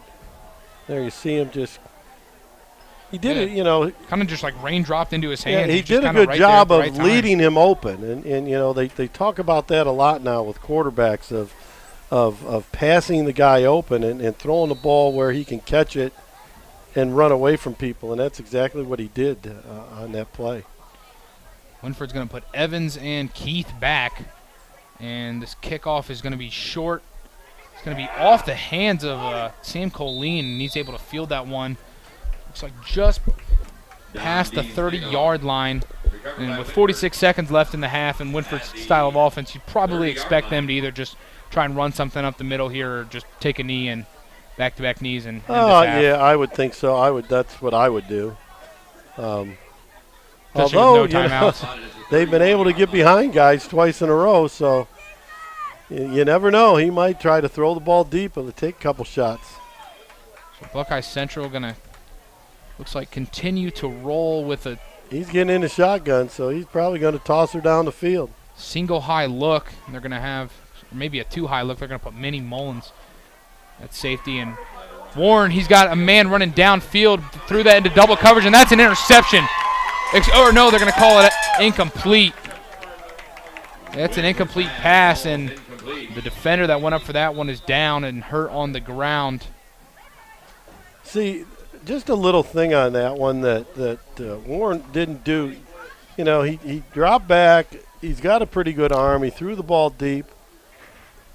But, he looked at that guy and said, I'm going to you the whole way. Everybody knew. So the safety's able to go over there and help the corner. And if all he had to do was, if he could have looked him off, he had Rutfus running down the middle of the field again, open it late, because the safety gave up on him because it was obvious the whole time that Warren was going to the outside receiver. That was J.R. Martin there on the play, the senior wide receiver and defensive back. Able to get up and walk off on his own pretty well, so glad he is all right. 20-9 is your score. 35 seconds left to go in the half. Coach Wynford. Skidmore usually a little conservative, but he's back in the gun again, so he may take another shot. And they're going to put Another too high safety look. Smart. Warren able to avoid that. He's going to launch it downfield. He underthrows it again, and that's obviously going to be a pick. It was picked. Manny Mullins gets underneath that one from the safety spot, and Buckeye Central gets the ball back. 26 seconds left, Tim, and if they're able to punch this one in here, 2 timeouts left. This one could be very interesting after Wynford had an extremely comfortable 20-2 lead, which felt like just 5 minutes ago. Yeah, Coach Skidmore may go back to running the ball inside for a while after these last couple plays. I think that's a growing pain. You know, you're a young coach like that. You're going to be, you're trying to be, I don't know, well, you know, get things open. And people have complained all year he's too conservative, so now he's opening it up a little bit, and now they'll probably say, why were you throwing it? So it's sometimes as a coach, it's kind of hard to win. 26 seconds left here to go. 2 receivers split out wide to the left, 1 to the right. Now they're going to put Sanderson in motion. Dean's going to drop back. He's going to roll out now to his left side. Doesn't have much time. He's running out. He's going to throw it to Mullins. Mullins with room to the right side. He's going to be pushed out of bounds. And Mullins and Evan Wright getting into it a little bit. It's going to be about a 5-yard gain. Maybe about a 6-yard gain or so. 17 seconds left. Clock's going to stop. So 2 timeouts left for Buckeye Central. 20-9 is the score. And they got a little bit of ways to go, Tim, but with 2 timeouts and 17 seconds, nothing is out of the question, especially not after that passing attack they just had on that last drive. Well, Wynford's got 3 guys at least 15 to 20 yards deep, and you just got to try to complete one in front of them, get out of bounds. Get out of bounds. There you go. Out of bounds there. It's going to be Trevor Kurgis. 12 seconds left in the game. He's going to pick up a first down now in Wynford territory. Ball at about the 46-yard line. Yeah, put it at the 46-yard line. And probably expected Buckeye Central just to continue to stay in that empty set. That they will. They're going to put 2 receivers to the boundary. They're going to put 3 to the wide side of the field. Dean by himself in the backfield, just a straight drop back. Wynford's going to bring 4. He's going to rifle it there to Mullins. Mullins is going to be dropped after a first down. 4 seconds left, and you got to expect this next play will be their last. They're going to call a timeout. And we're going to keep this one here, Tim, and talk this one over a little bit. So Buckeye Central down 20-2 with, I'm not sure the exact time stamp here. Minute 39 into the second quarter, or excuse me, a minute 39 in the left in the first half. Wynford punches that one in, 20-2, and now in the blink of an eye, 4 seconds left. Buckeye Central on around the 30-yard line with a chance here to make this a 5 or a 4-point game. Oh yeah, you know, no, they're going to have to make some kind of play but Dean certainly has enough arm to get the ball easily into the end zone. The ball's on the 29-yard line, so you know, you can run some things, but you got to hope. You know, quite frankly, you got to hope for a mistake by the Wynford defensive backfield. But funny things happen in high school football. Yeah. Funny things happen at every level. That we've seen some of these Hail Marys and different things that have happened over some of our last few weekends in college football and the NFL. So I'm sure they're going to heave it down into the end zone and see if someone can make a play. They're going to.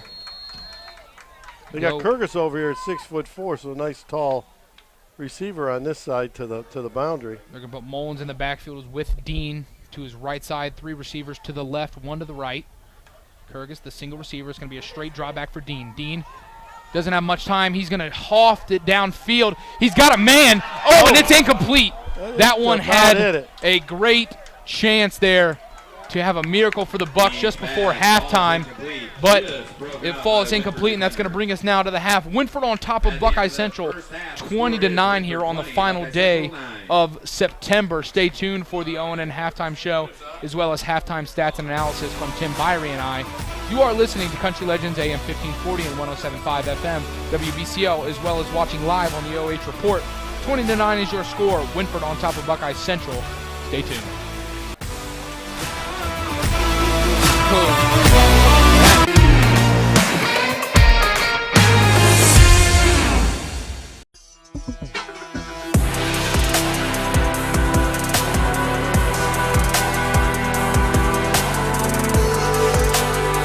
Our number 1 receiver coming from the Shelby Whippets, Isaiah Ramsey. He's caught our attention over here, and we're certainly going to keep an eye on the Willard Flashes. We will see you next week on the Stat Leaders, brought to you by Spitzer of Main Steel.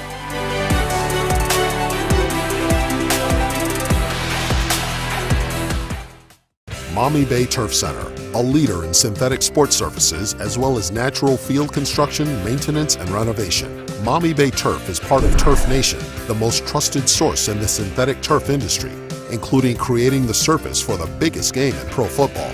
From professional, college, and high school sports to recreation and commercial projects, check them out at MaumeeBayTurfCenter.com and see our large collection of finished projects and services. Maumee Bay Turf Center. We build better. Park National Bank treats your dreams like they're our own. It could be buying your first home together or making a lasting impact in your community, starting a new business on your old stomping grounds, or reimagining your current one to keep up with the times. No matter your financial goals, at Park National Bank, what means a lot to you means a lot to us. I know that I'm not Park's biggest customer, but I'm treated just like I'm Park's biggest customer.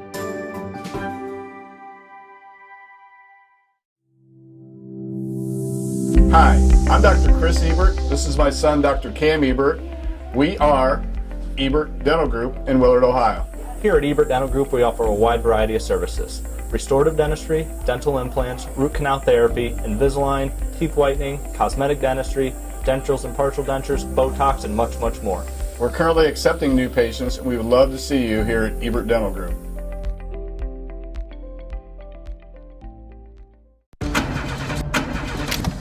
There's a blood shortage and we came up to Dead Lovers Point at midnight on Friday the 13th. Lame. Guess I'm gonna waste all this blood by dying in a predictable horror movie way. 50% of Americans like watching blood get spilled in horror movies, but only 3% donate it. When was the last time you donated blood?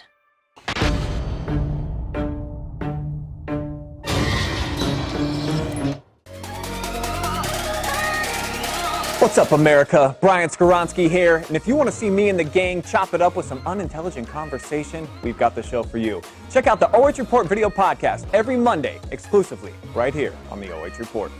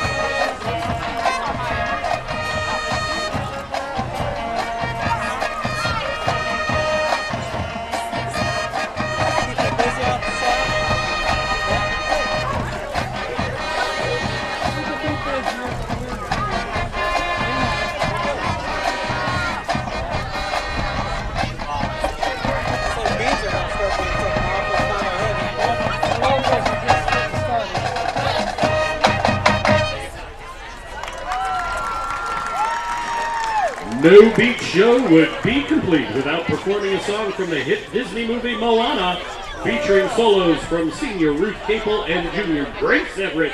We close out tonight's show with How Far I'll Go.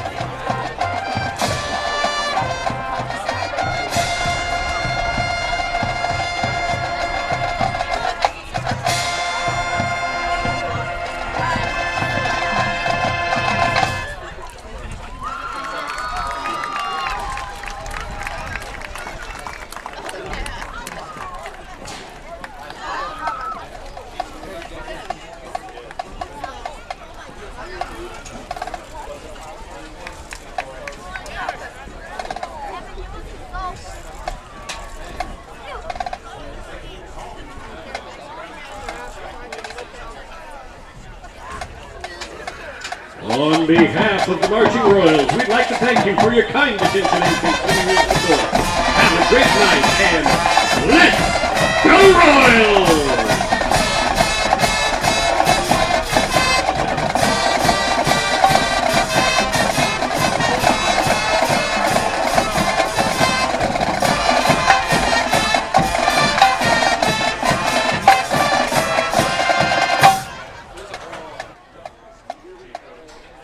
A reminder to all our veterans in attendance, we are still serving food for our veterans at the north end of the home stands until the end of halftime.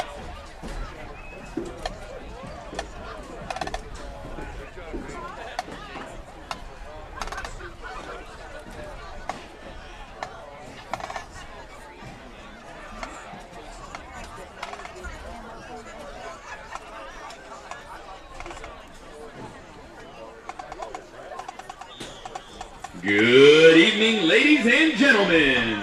Buckeye Central High School is proud to present the 2022 Buckeye Central Marching Show Band. Under the direction of Mrs. Carlin East, Assistant Director Mr. David Bourne, and Major Ed Advisor Miss Diana Swartz.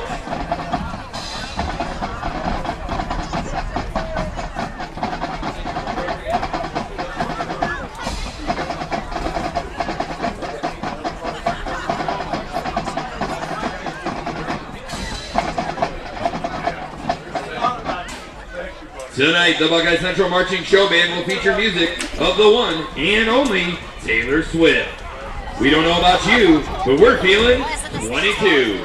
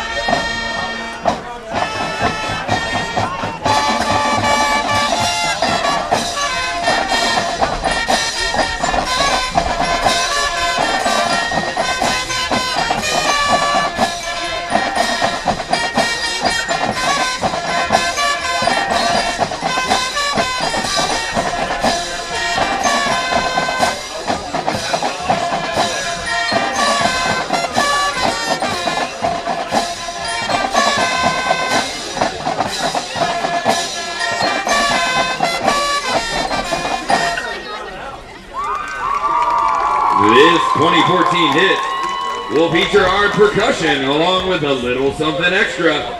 So don't get bogged down, Buckeye fans. Just shake it off.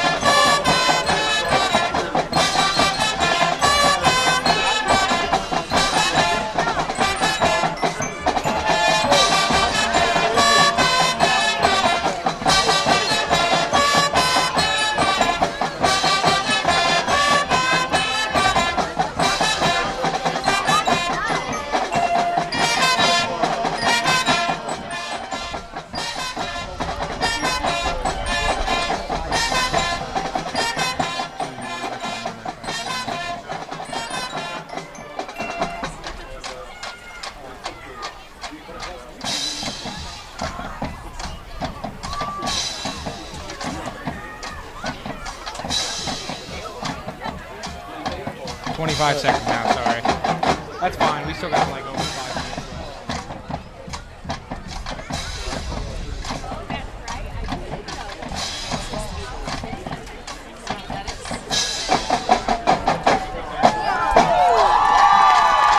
Let's hear it, Buck fans.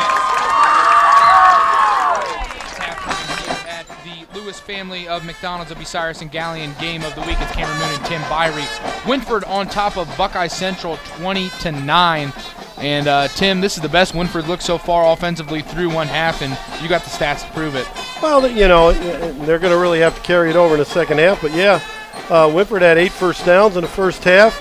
They ran the ball 23 times for 131 yards. Anthony Evans ran it 11 for 58, and Caden Blair 6 for 52. So good balance out of those two. They surprisingly threw the ball 11 times in the first half. Wow. And for 114 yards, Ashton Warren was 5 of 11, threw an interception, but and looked good, and threw a touchdown, looking good doing that. And so he's had a good half. The real surprise, though, is Buckeye. Buckeye has only run the ball 6 times. Now, they've run it for -3 yards, so maybe that's the reason they've only run it 6 times. But they've thrown it 23 times. Derek Steens is 14 of 23 for 132 yards and is throwing a TD late in the first half, but looked pretty good doing it. So we may see some more aerial antics by the Bucks in the second half, but especially if Wynford would score here after receiving this second half kickoff. Buckeyes probably going to have to keep throwing the ball, trying to score a little quicker to get back in this game. But Wynford's been very solid on both sides of the ball. Good balance. You talked about that early as one of the keys to the game. And it certainly seems to be the case that Coach Skidmore has realized that. So, 114 yards throwing it, 131 on the ground, so you can't get much better than that. Yeah, absolutely. And Wynford already surpassing their average total yards per game now. They come in averaging 202.5, and like you mentioned, 245 total yards on the night. And Buckeye Central, 129 yards on the night. Wynford giving up an average of 266.8. So like you mentioned, looking good on both sides of the ball, and we've seen a extremely clean game being played between both teams. Just 2 combined penalties for a total of 25 yards, and just the one turnover on the night, the Ashton Warren interception. Yeah, and so it's been a pretty well played game. As I said, very clean game, and hopefully look for much of the same in the second half. would like to see it get a little closer, and so for Buckeye to do that, I think they're going to have to be able to at least get have a little success running the football. Absolutely. Be sure to stay tuned for our Spitzer Motor Game Changer. Spitzer Motor Game Changer, courtesy of Spitzer Motor, goes to somebody that made a game-changing play in tonight's ball game. They will get a T-shirt courtesy of Spitzer Motor, as well as the McDonald's Bucyrus and Galleon Players of the Week. It's going to go to a player on either team, actually on both teams, and they will get a value meal courtesy of the Lewis family of McDonald's Bucyrus and Galleon. So we appreciate their support of high school athletics. Second half on the way here from Dutchtown. It's going to be Wynford leading over Buckeye Central 20-9. Royals to receive the second half here on Military Appreciation Night here at Buckeye Central. It's Cameron Moone and Tim Birie live on Country Legends AM 1540 and 107.5 FM WBCO, as well as live on the OH Report. We'll be right back.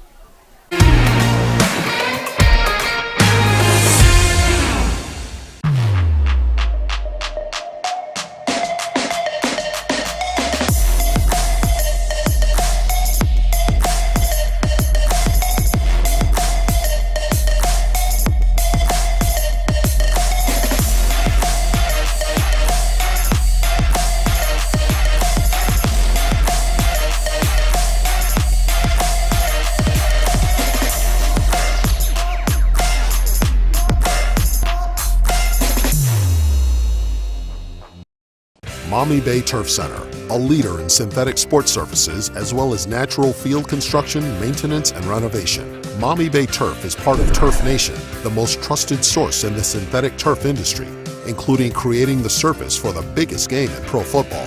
From professional, college, and high school sports to recreation and commercial projects, check them out at MaumeeBayTurfCenter.com and see our large collection of finished projects and services. Maumee Bay Turf Center, we build better. Park National Bank treats your dreams like they're our own. It could be buying your first home together or making a lasting impact in your community, starting a new business on your old stomping grounds, or reimagining your current one to keep up with the times. No matter your financial goals, at Park National Bank, what means a lot to you means a lot to us. I know that I'm not Park's biggest customer, but I'm treated just like I'm Park's biggest customer.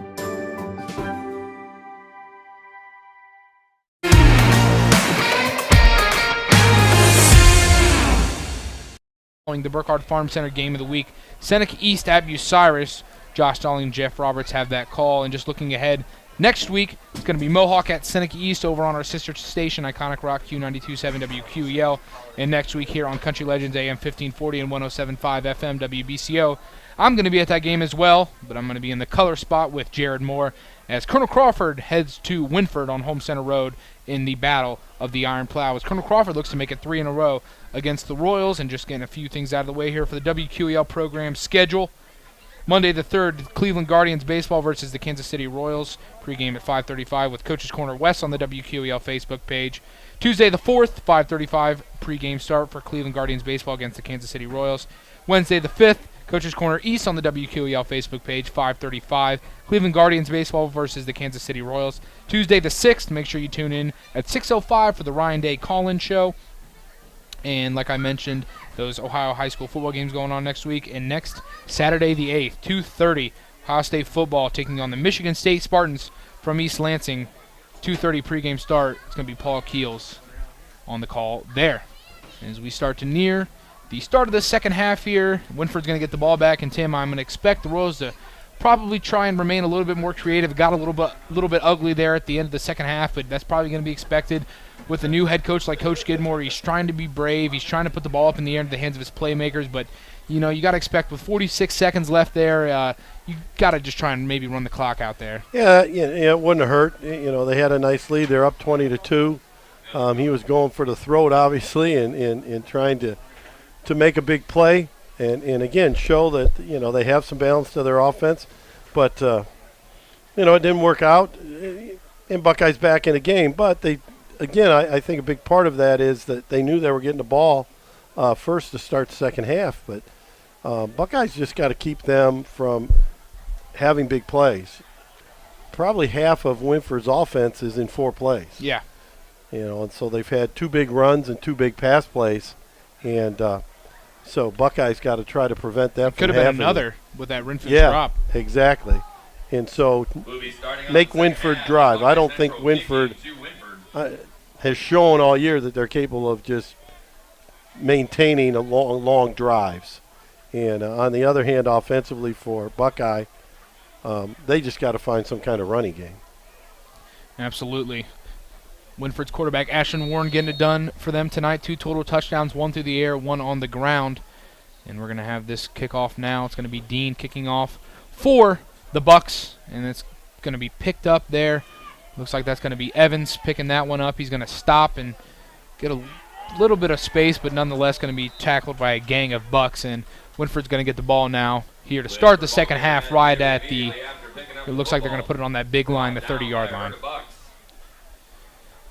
So we're going to try and look and see if Wynford can remain creative on offense here, if Buckeye Central is able to buckle down. And now is the true test for the Royals, in my opinion, Tim Birie, is they play a great first half like they've done numerous times this year. Can they come out in the second half? Can they remain disciplined? Can they get it done on the offensive side of things and not just totally shut down and make this a comfortable game here? Well, and that's a big thing that they're going to have to do, and again, to keep that confidence going.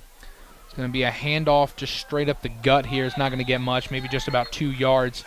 And that handoff's going to go to Blair. Blair's going to get about 2 yards there. For a 2-yard gain, Landon Sherwood on the tackle. Bring up. So just ran their basic play in their wing tee, the fullback dive, couple yards.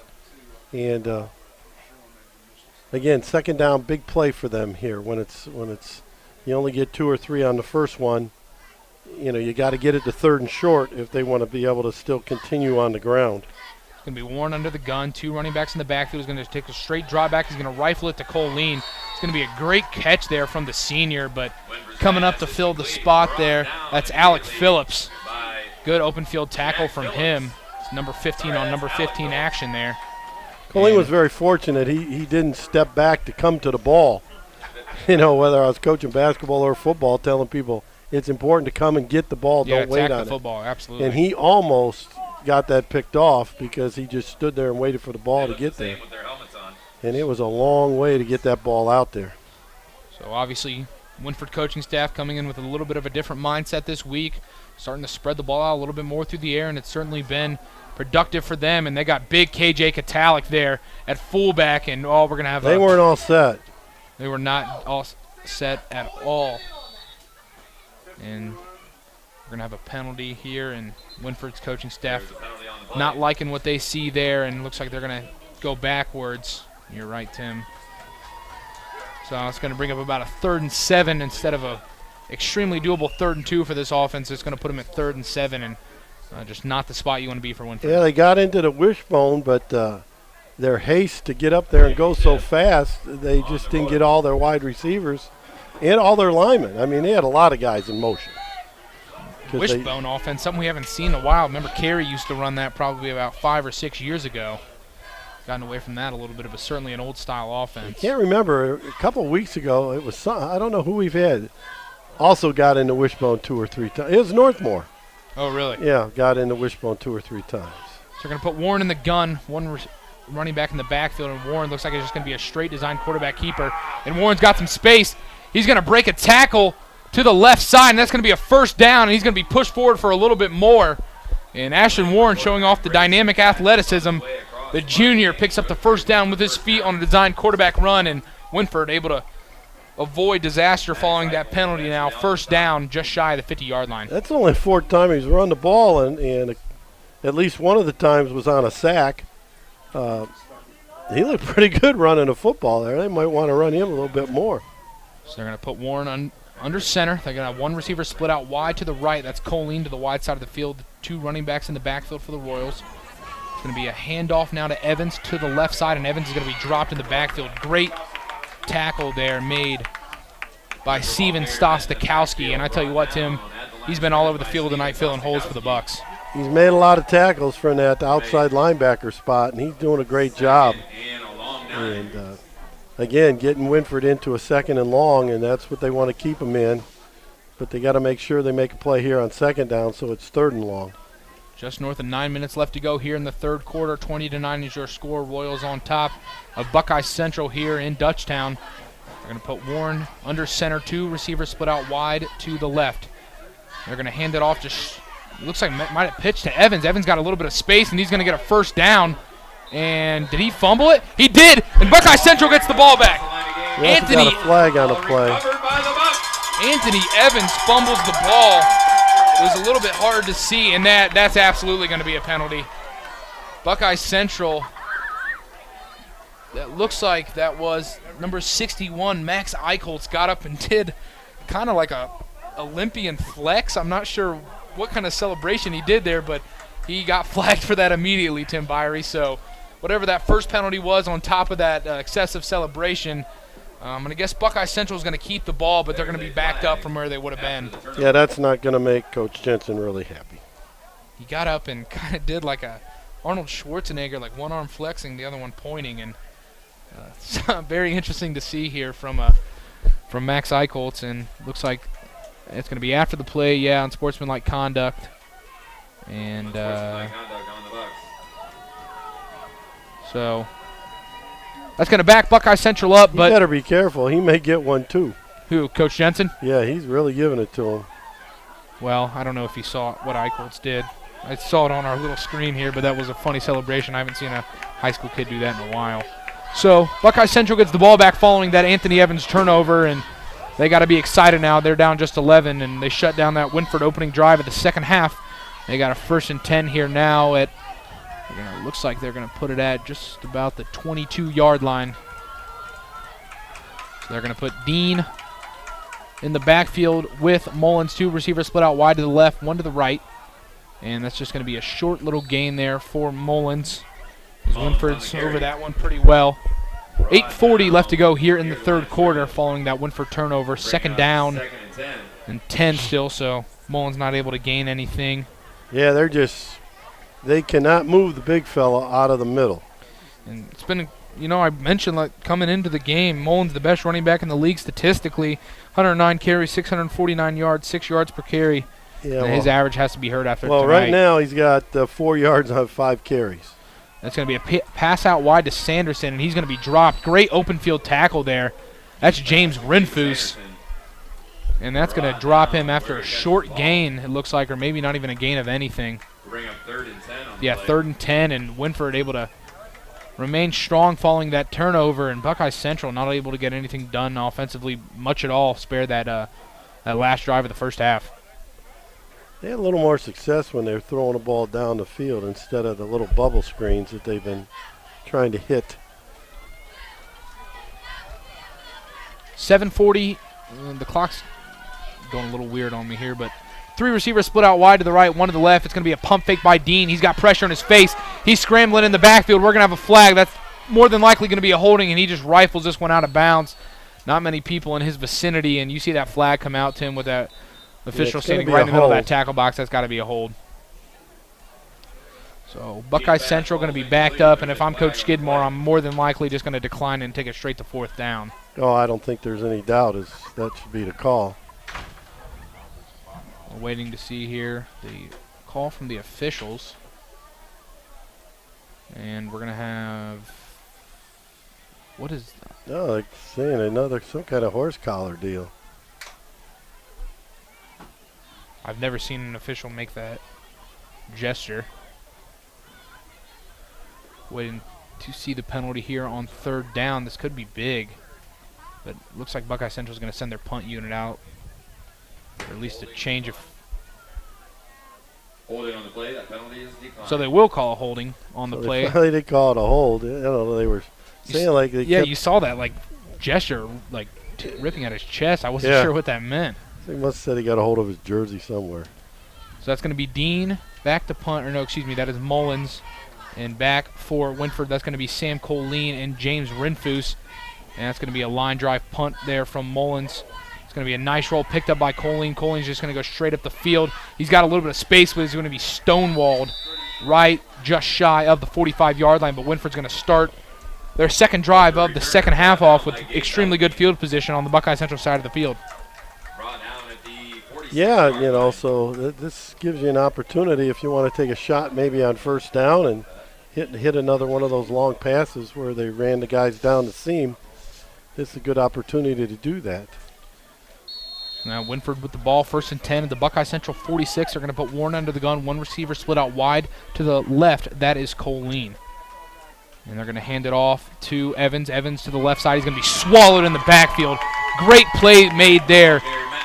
That's Dominic Dean dropping Anthony Evans in the backfield for that tackle for loss. And Buckeye Central putting Wynford in the position they don't want to be in, behind the chains on 2nd down. Dominic Dean going to be a really good football player. He's only a freshman, and he has started every game. Wow, 6 foot, 224 pounds is Dominic Dean. Good-sized kid, and he's started since first game of the season at that linebacker spot. He's made a lot of tackles. So they're going to put Warren under center once again. They got Colleen split out wide to the right. 2 running backs in the backfield. They're going to pitch it out to Evans. Evans doesn't have much room again, and he's just going to try and get back to the line of scrimmage. And Buckeye Central all over Wynford here. Wynford trying to get the ball out to the perimeter. Just don't really have the blocking to do so. And just shy now of 6:20 now, actually, left here in the 3rd quarter. They tried to run that quick pitch again that they've had a little success with earlier in the game. But, again, Buckeye really, his defense has really decided to step it up here and see if they can maybe get some of that field position back for the offense to get it going again.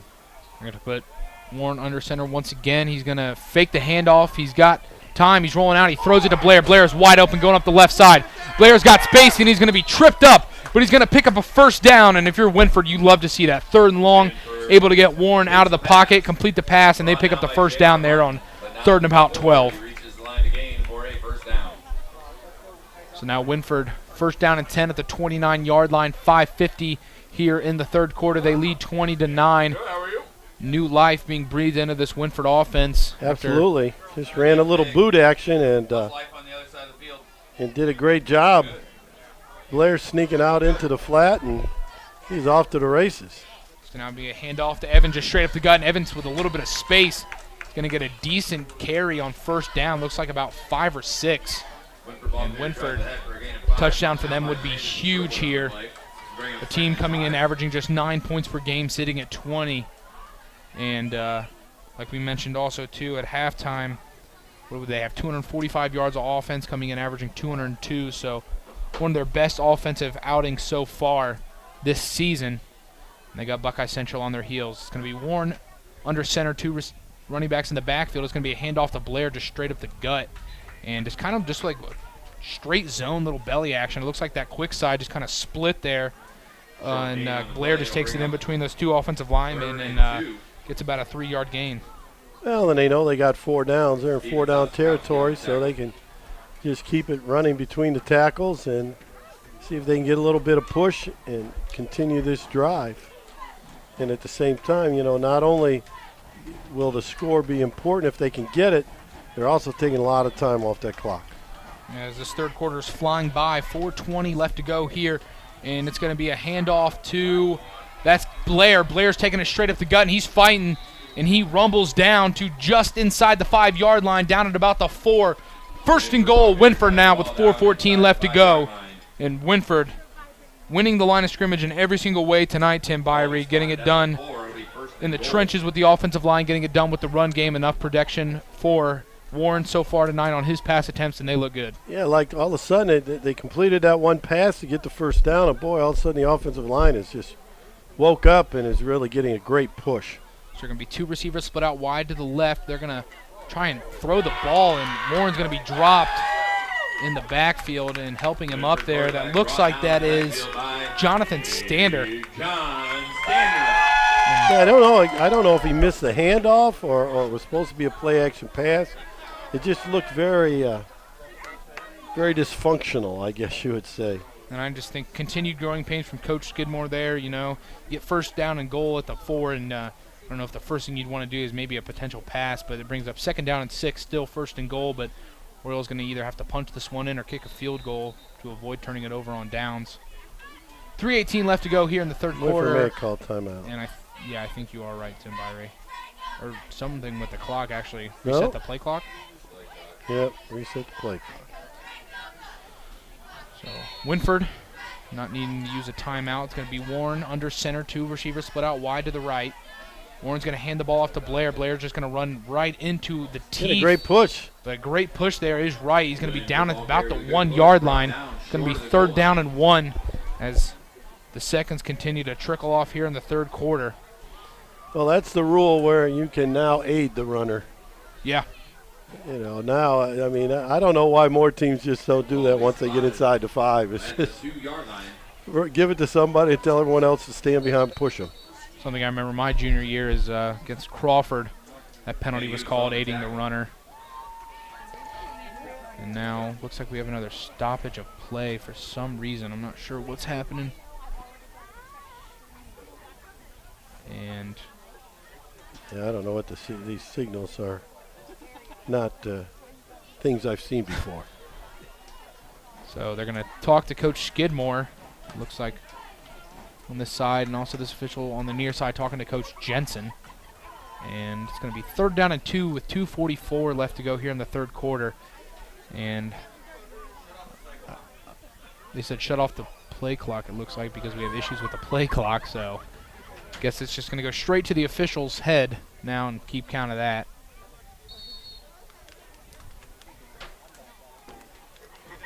They got Warren under the gun. He's just going to take it on a straight keeper, and I think he's short. Yeah, he's short. He went down on his, kind of slipped and went down on his knee pretty quick.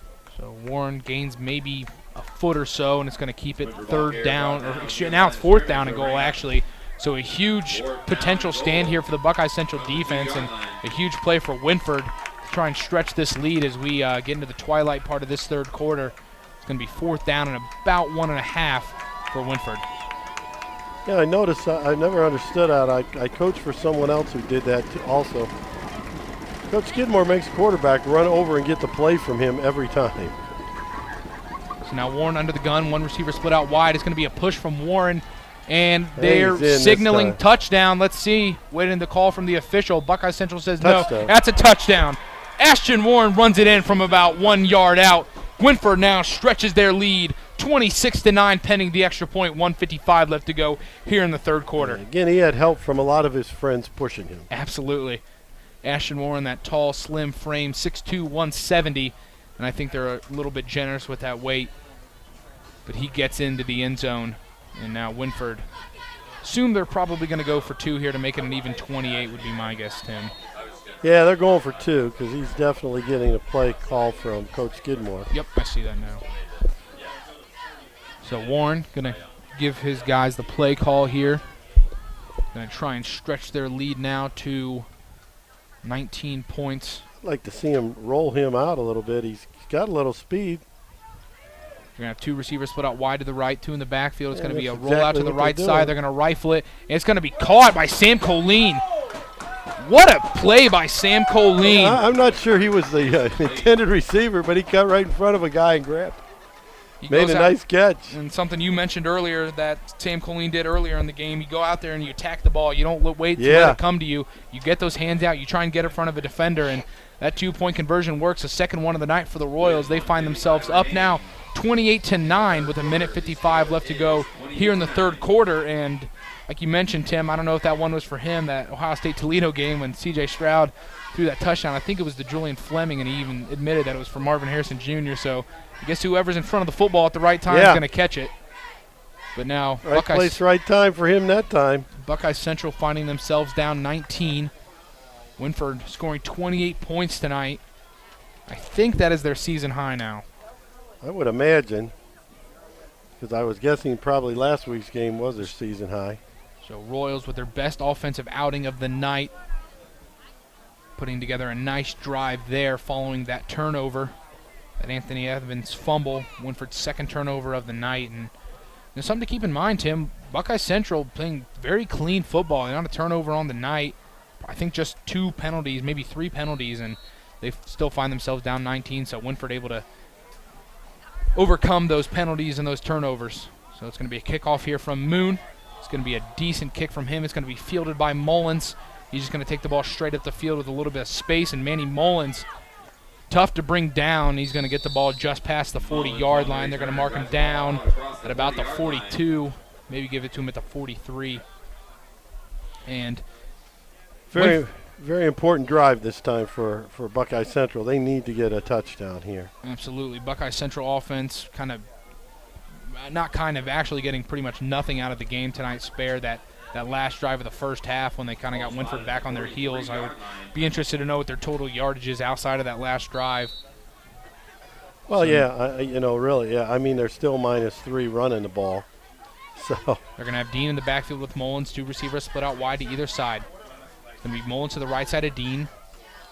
Dean in the gun. He's going to take the snap, just straight drop back. Looks like we have just straight goes down the field. And it's going to be dropped in the backfield. That's going to be a sack there for Kalen Skidmore, the junior defensive lineman, playing like his older brother. Now head coach for him, dropping Derex Dean in the backfield for the sack. And Kalen Skidmore comes up big there and forces a second down and long behind the chains for Buckeye Central. Dean has had good success this whole game doing just what he was doing there, stepping straight up into the pocket. But that time Skidmore kind of did a spin move on a guy that was trying to block him, spun inside and ran right into him. Another straight drop back for Dean. He's got a little bit of a pocket. He's going to rifle, and that's going to be off the hands there of Trevor Kurgis, so incomplete, going to bring up 3rd down and 12. And, Dean did a great job there. That pocket collapses. He steps up a little bit, and he's got a receiver, but Kurgis just not able to come down with that one. He kind of threw about a 95-mile-an-hour heater at him, and he was only about 8 yards away. Yeah, so it would have been a tough catch for Kurgis, but, he knows the way he reacted to it, he knows he should have caught it. 63 seconds left to go here in the third quarter. Wynford on top of Buckeye Central on Military Appreciation Night, 28-9. Royals looking good here, looking to pick up their second win, and Buckeye Central looking to avoid a drop their 4th in a row. Dean just with a straight draw back in the empty set, and he's going to be dropped in the backfield. Pocket collapses on Derex Dean right there, and Wynford defense coming up big here on this drive for Buckeye Central, one that they needed to respond, and just nothing coming for Coach Jensen and company. Well, it's just very difficult offensively when you have no running game. So then it was 3rd and 11, 3rd and 10. And it's obvious passing situation. So it's obvious they have to throw the ball. So these guys for Wynford are now just teeing off and just flying up the field because they don't have to worry about the run at all. So it's going to be Mullins to punt, back to receive. It's going to be Renfus and Colleen. And Mullins with a pretty good punt, but this one's going to go out of bounds. And they're going to mark that one forward, and it looked good in the air. Now they start making that walk. This is the walk that kills me. They start walking up that sideline. Stop. Finally stops at the 48-yard line. So what looked good through the air with my eyes ends up being a shanked punt. Yeah. I think, what is that net yardage, Tim? Looks like maybe 22 yards. Yeah, it wasn't very much, unfortunately. Wynford's going to get the ball now. They got on the last drive at the 48-yard line on the Buckeye Central side of the field. Now they get it at the 48-yard line on their side of the field. So pretty good field position for the Royals. 18 ticks left to go here in the third quarter. Well, their defense continuing to give them good field position, give the offense good field position. We're going to put Warren in the gun here. It's just going to be a straight quarterback run. He's got Blair blocking him. Room. He's got some room to the left side. He's heading up the sideline. He trucks a defender. Ashton Warren showing off the strength. And he puts an emphasis here on the end of the third quarter. Takes it ahead for a first down, brought down by Gabe Bellamy. And I'm going to guess that's going to bring us to the end of the third quarter here as the official signals for the clock to run, and that's going to do it. Wynford leading over Buckeye Central 28-9. You are listening to the McDonald's Bucyrus and Gallion Game of the Week, courtesy of the Lewis family on Country Legends, AM 1540 and 107.5 FM WBCO, as well as live on the OH Report. It's Cameron Moone and Tim Birie. 28-9 is your score, end of the third quarter. Wynford on top of Buckeye Central. We'll be right back.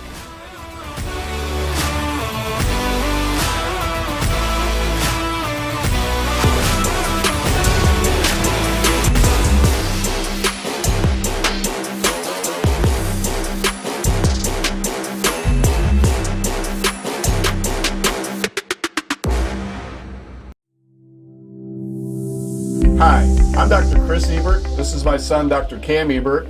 We are Ebert Dental Group in Willard, Ohio. Here at Ebert Dental Group, we offer a wide variety of services. Restorative dentistry, dental implants, root canal therapy, Invisalign, teeth whitening, cosmetic dentistry, denturals and partial dentures, Botox, and much, much more. We're currently accepting new patients, and we would love to see you here at Ebert Dental Group.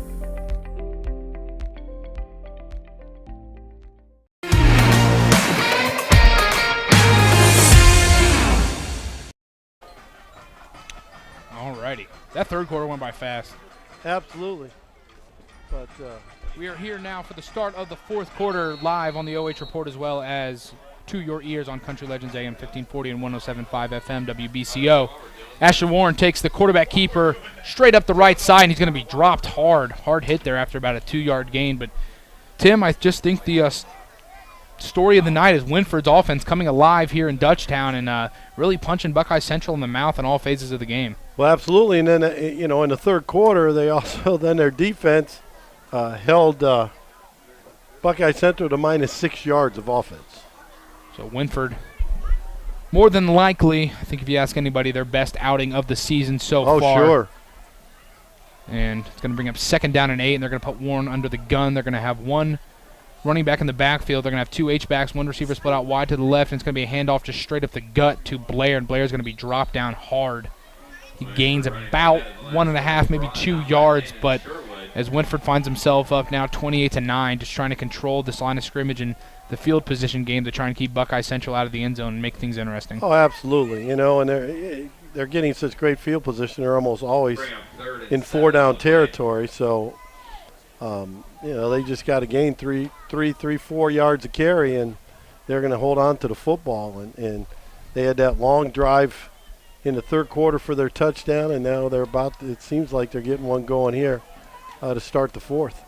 So Warren's going to fake the handoff now. He's going to roll out to the left. He's got Blair wide open. Almost the same exact play they ran earlier on that little bit of a boot action, and Blair able to sneak out there. And Wynford picking up a first down on 3rd down through the air, Tim Birie. And we just haven't seen this at all this year from the Royals. He's just showing a great touch on that when he runs that boot. He runs the boot. They run the fullback out in the flat, and usually he's blocking on that play.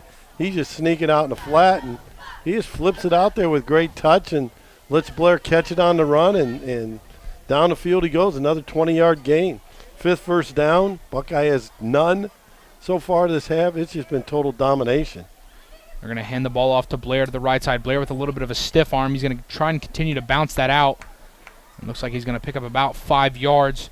Be sure to stay tuned. After the game, we will have our Spitzer Motor Game Changer. Person that made the biggest game-changing play of the night. They will get a T-shirt courtesy of Spitzer Motor, as well as the McDonald's Bucyrus and Galleon players of the game from both teams. Each player will get a value meal courtesy of the Lewis family of McDonald's Bucyrus and Galleon. So we appreciate their continued support of high school athletics.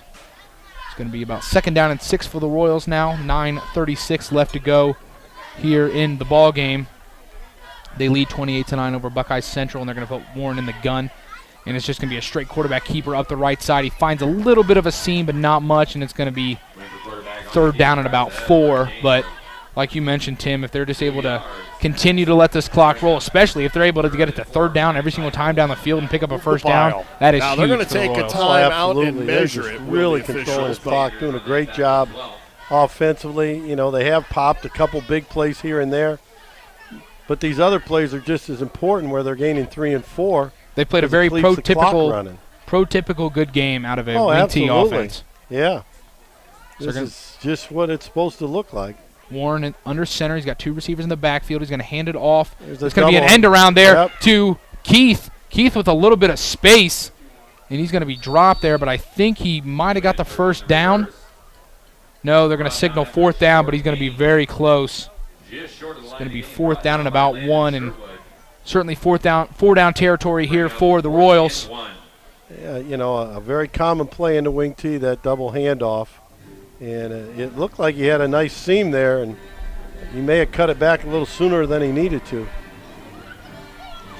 But, comes 4th and 1.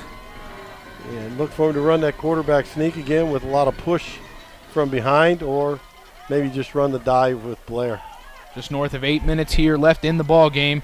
4th down and 1. Buckeye Central going to need a huge stand here to try and keep themselves in it. It's going to be a handoff to Blair, and Blair is going to be untouched.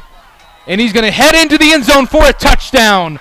Caden Blair runs it in from 9 yards out and punches Buckeye Central in the mouth here with 7:52 left in the game. That might as well do it.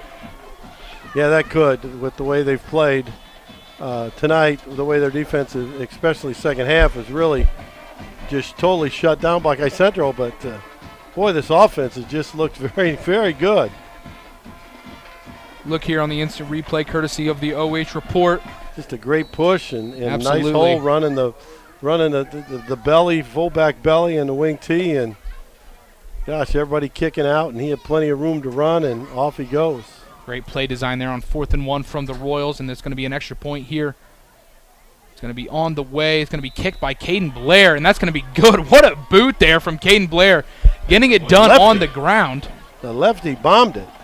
As well as kicking the extra point, so all the points there courtesy of Caden Blair, and Wynford stretches their lead now to 26, 35-9, and they're blowing all their offensive averages out of the water tonight here in Dutchtown, Tim Birie. Boy, they're looking really good, and it's just been consistent play. You said, they were looking for consistency, especially throughout the whole game, because they've had good first halves, not very good second halves, but boy, there's been total dominance in the second half. So Wynford now 35-9 is the score. 7:52 left to go in the ball game.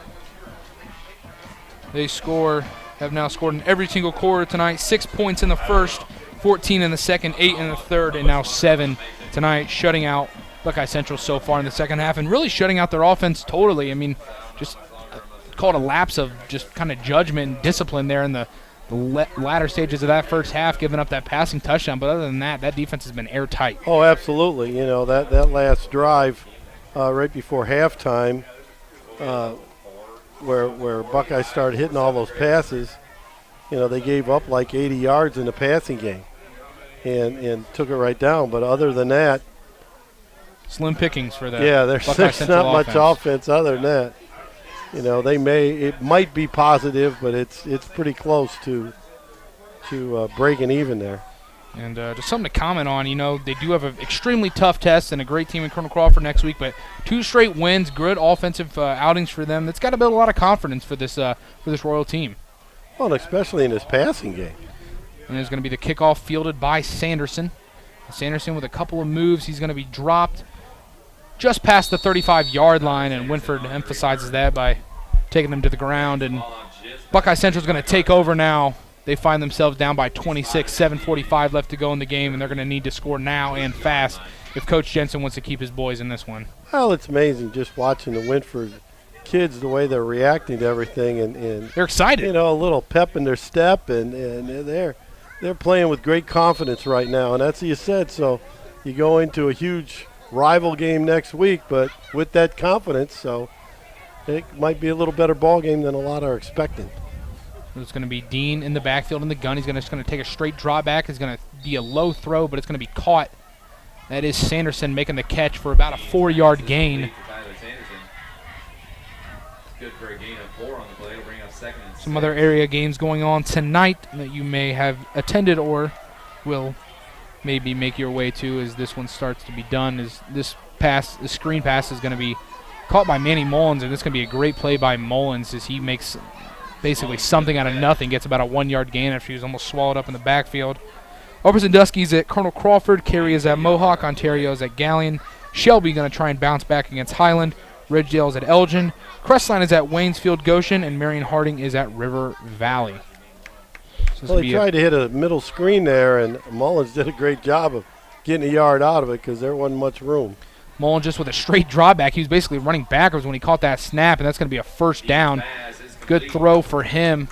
That pass is going to be complete there to Heath Jensen. Good for a Buckeye Central. First down. Buckeye Central, Bucks getting that first down there, and they continue to try and air this one out in this kind of a pro-style offense. Not something you really expect out of a school like Buckeye. You got bigger, stronger kids, but it's been pretty effective them so far this season with their 3-3 record. But going to try and avoid that 4th straight loss. 6:30 left to go here in the first half. Dean with a deep drawback, almost a 7-step drawback, and he's going to go down in the backfield. Royals swallow him up in the backfield. That's number 58, Brandon Garrett, making the big play. The senior comes up huge, and it's going to be 2nd down and a mile. Well, yeah, 17-yard loss. He took a deep drop to try to avoid that rush, but, boy, they just kept coming. And again, they just know that Buckeye's throwing it every down, and so they're just teeing off and running up the field because they don't have any run responsibilities whatsoever. Just south of 6 minutes now here to go in the game. Buckeye Central, 2nd down and a mile, 2nd and 23. It's going to be a drop back by Dean. He's going to rifle it out. It's going to be caught by Sanderson. Sanderson with a lot of room to the right side, and he's going to scamper out of bounds at about 2 yards short, but Buckeye Central gets a lot of that back. It's going to be 3rd down and about 2, and Wynford giving Buckeye Central a big gain there. Probably one of Buckeye Central's biggest plays of the night comes on that 2nd down and 23, brings it now down to 3rd down and 2. Stops the clock with 5:41 left to go. He's just running an out cut, and the defensive back fell down.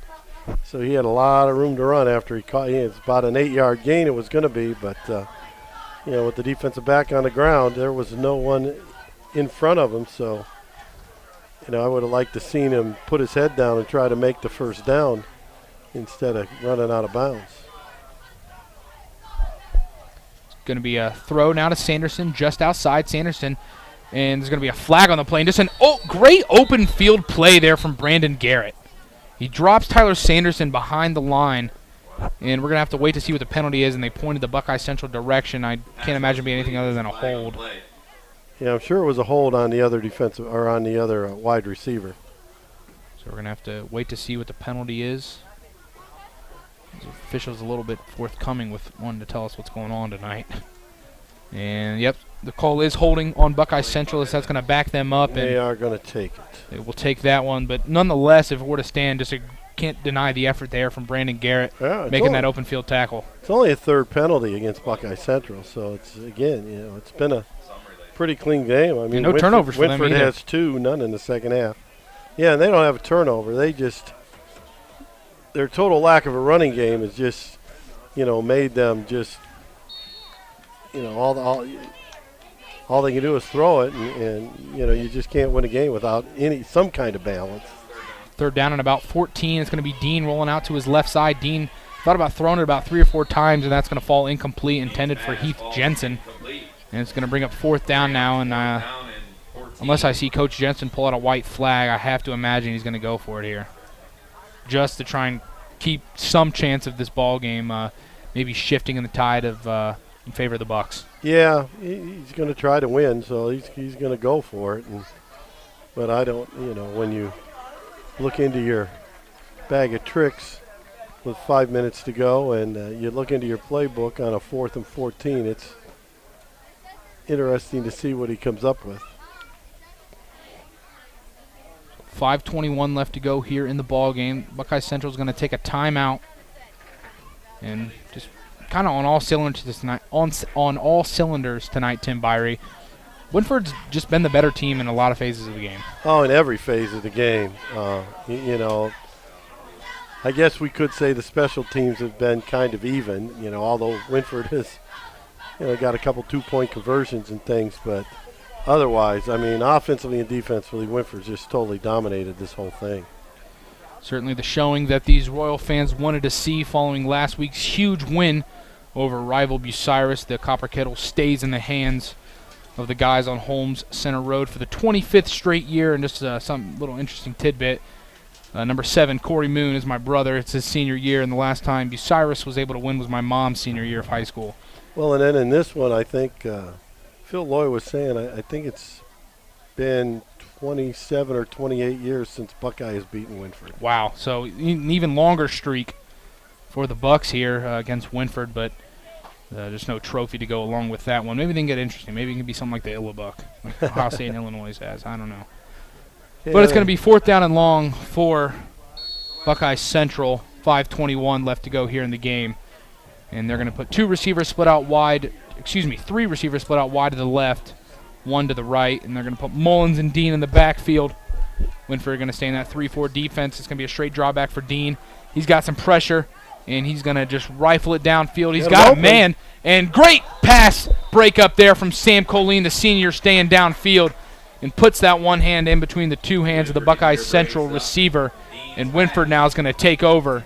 And I think for the first time this year, Tim Birie, we might be able to see Wynford's second string get maybe a crack at a game. Yeah, they may. They may, but also, we may get to see the Wynford offense in every coach's favorite formation and get in the victory formation. 5:14 left to go here in the game. First down and 10 for the Royals in what has just been probably their best advantage of the night, the field position game. They get the ball on the Buckeye Central 44. They're going to put Warren in the gun here on first down. 3 receivers now to the right side, and Warren's just going to have a straight quarterback keeper to the right side, and not much room for him. He's going to get about a yard. He's going to be dropped there. On the keep, brought down after a 1-yard gain. Looks like the person that made the tackle there, it's hard to tell. I'm going to guess it was Sostakowski. I think it was filling that spot. So Sostakowski having a good night for himself, although the scoreboard doesn't reflect that, as we are now south of 5 minutes. 4:50 and counting here to go in the game. Military Appreciation Night here in Dutchtown. And be sure after your game to call in to the Friday Night Phone Board with Davy Jones, 419-562-2222, or out-of-town toll-free, 1-888-843-0024. This handoff's going to go straight up the gut now. It looks like that was Keith taking that one. And basically got 2 options at fullback, the Royals do. They got Keith and Blair, and then they basically got Anthony Evans as their buck sweep guy, kind of try and break the perimeter there. Brought down by Big John Standard. Bring up 3rd and 4. 4 minutes and 10 seconds counting. 3rd down and 4. Manageable for this Royal offense, and probably just expect Wynford to try and hold on to this one and just bleed the rest of this game out. Oh, absolutely. 2 downs here. And so at worst, they're going to knock off 50 seconds. So they're going to throw this one outside to Cohen Keith, and Keith with some room to the outside, he gets pushed out of bounds, so that's going to stop the clock. But Wynford, once again, picking up a first down on 3rd down through the air, and that just has to be the biggest point of excitement from this game, I think, Tim, if you're a Royal fan. Well, I'm sure, you know. So the big thing's going to be is, are you going to have to hear, why weren't we doing this all year? And so, I mean, that's their 15th pass. They've got thrown for 164 yards. That may be more than they've thrown for all year, isn't it? Warren came in tonight with 236, so okay. Almost half of his entire production so far through this year has come tonight, and it's going to be a run up the middle, almost a first down. It's going to be about a 9-yard gain there. Now 3 minutes and about 30 seconds left to go here in the game. Royals imposing their will on Buckeye Central. The clock just continues to roll. 26-point lead for Wynford, as they are more than likely going to advance to 2-5, pick up their 2nd straight win, with Buckeye Central falling to 3-4. But, like you mentioned, Tim Birie, this is high school football. Anything can happen, so we'll have to wait and see for that one until 0-0s. This handoff here is going to go to, it looks like that's Blair. Yes, Caden Blair takes that carry for about a yard. It's going to bring up about 3rd down and 2. Inside of 3 minutes now here to go in the game. So just continue to milk that clock. I think Coach Jensen knows that this is probably it for him in this ball game, so keeping those timeouts in his pocket, I don't think he's going to try and call anything to try and make things interesting. I think he understands where we're at this point of the game, so Buckeye Central electing to just let the clock continue to roll. 3rd down and short. The handoff here to Anthony Evans to the right side. He's got space. He's going to be gone. It looks like we might have a penalty marker on the field. We do. But Anthony Evans is close there to it. That's going to be a hold. Yeah. More than likely a holding penalty inside there.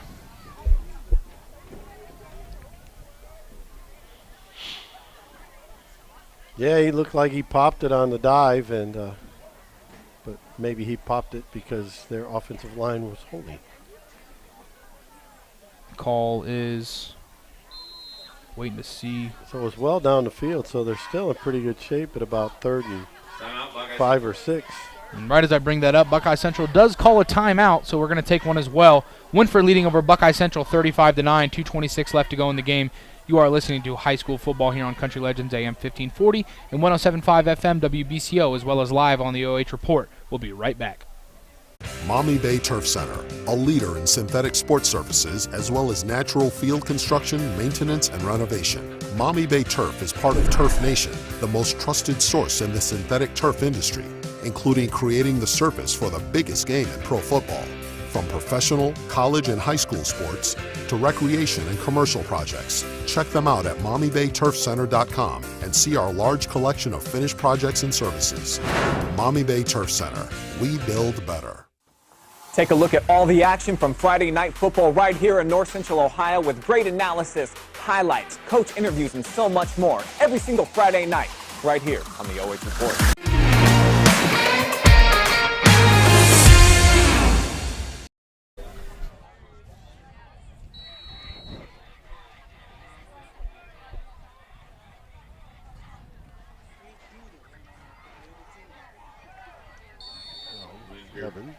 Third down play there, stuffed for basically nothing there. That's Anthony Evans on the carry following that holding penalty. And that's now going to bring up fourth down and about 5. And as we near the 2-minute mark in this game, I think the Royals have pretty much done everything just other than hit triple zeros on the clock to wrap up this win. Well, interesting to see what he calls here. See if he's going to put it up in the air. Had great success tonight in the air, so Wynford now going to go keep the ball under center on fourth down. It's going to be a fake handoff there, Warren, and that boot action. He's going to roll out, and it's going to be in the hands of James Renfus, but he's going to drop it, so the Royals are going to turn it over on down with 1:43 left to go in the game, and hot dogs courtesy of Buckeye Central. And folks, you probably remember hearing my name a little bit on the air last year as a board op for the North Central Ohio Media Group, now calling games, filling in for Jared Moore. And a tantalizing topic that was often talked about on Friday nights was the diet of one Tim Birie. And talked a little bit off air. He is heading to Florida next, he's leaving tomorrow morning. And I don't know if that diet's going to hold up very well, Tim, as this next week drags on. Oh, no, I'm sure it won't. And I'll have to starve myself when I get back for like 12 days. And it's going to be a handoff to Mullins. Not much going there. He's going to be dragged down. That's going to be Brandon Dorsey making the tackle there for the Royals. The senior coming up big there, making a play late in the game. Just south of 90 seconds left to go in the game, and Wynford. This could be very interesting. If Mullins loses another yard, they will not have positive yards on the night. Carrier. Well, they won't have a ball carrier that has positive yards. And that catch there is going to be made on the outside. It looks like that's Trevor Kurgis. It is, and he makes a little bit of a move and gets some positive yards. They're going to bring up about 3rd down and 7. And like I mentioned, looking forward to head to next week. It's going to be me and Jared Moore and I. There's proper grammar there. Colonel Crawford at Wynford in the Battle of the Iron Plow, and that pass is going to be dropped there for Tyler Sanderson. It's going to bring up 4th down and about 7. And coming up next week on Iconic Rock Q92.7, Mohawk at Seneca East, Josh Stallings and Jeff Roberts will have that call for the Burkhardt Farm Center Game of the Week. Just inside of a minute now, 51 ticks left to go here in the ball game. It's going to bring up 4th down. They're going to go an empty set with Dean. 3 receivers split out wide to the right, 2 to the left. And it's going to be a catch there. That's Sostakowski, and he was basically about as wide open as you can get. Yeah, they really played off. I think Wynford, I don't know what their game plan was, but they're going to call a timeout for Buckeye Central. And we will take one as well. You are listening to high school football. It's the McDonald's v. Ryerson Galleon Game of the Week, courtesy of the Lewis family.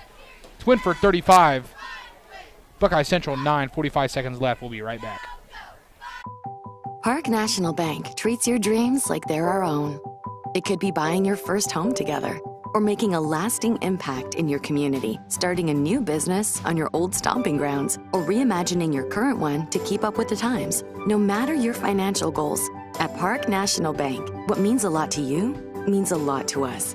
I know that I'm not Park's biggest customer, but I'm treated just like I'm Park's biggest customer.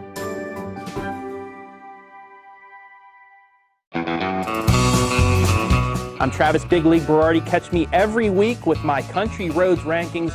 We'll go over the small school top 10 football schools here in the area.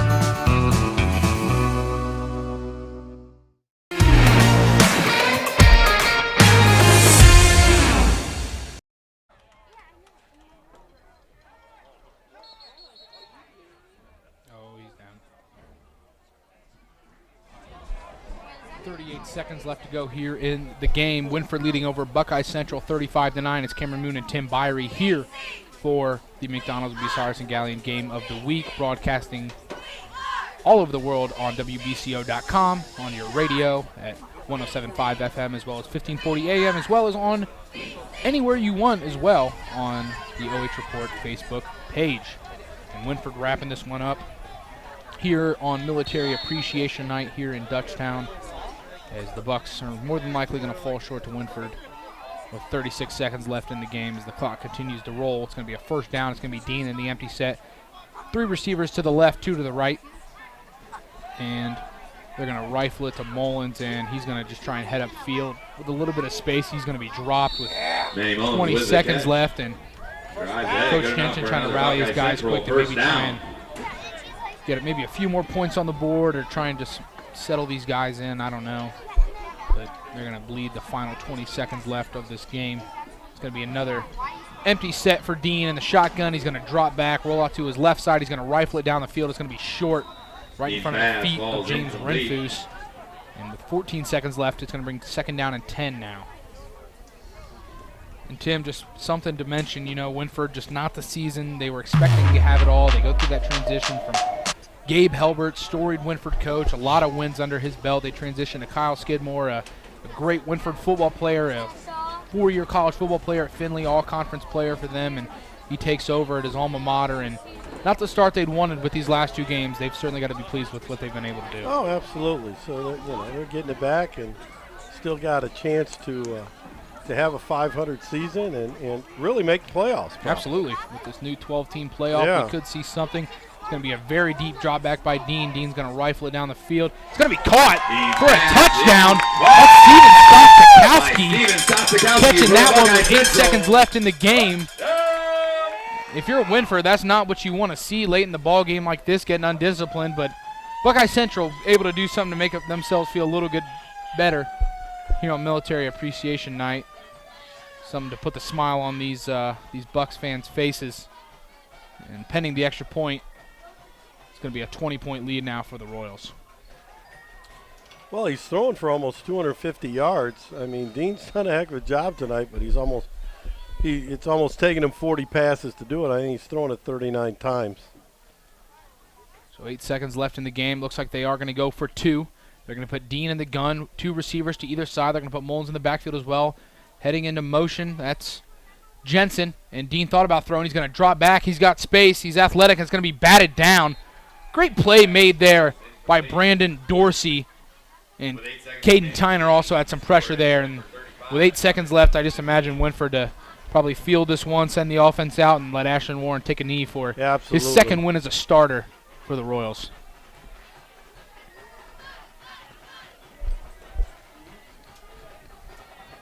Like we mentioned after the game, we will have our Spitzer Motor Game Changer, the person that made the biggest game-changing play of the night, as well as the Lewis family, McDonald's, Bucyrus, and Gallion players of the game.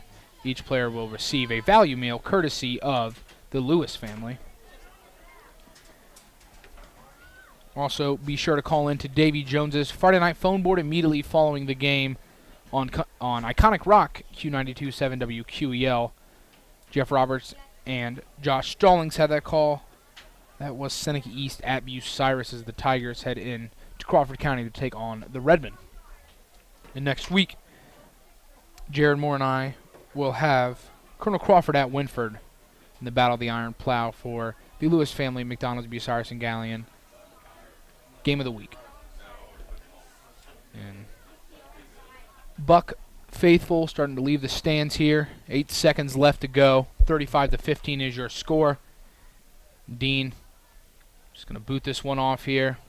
Pretty decent kick for him. It goes over the head of Moone. And Moone's going to have to field it at about the 10-yard line. I imagine he's just going to take a knee. Smart play there from Moone to just take a knee and not avoid any other disasters happening. 6 ticks left to go in the game, and I imagine we're going to see a nice little victory formation from the Royals as they write this 20-point victory off in Northern 10 play and advance now to 2-5 in the overall record.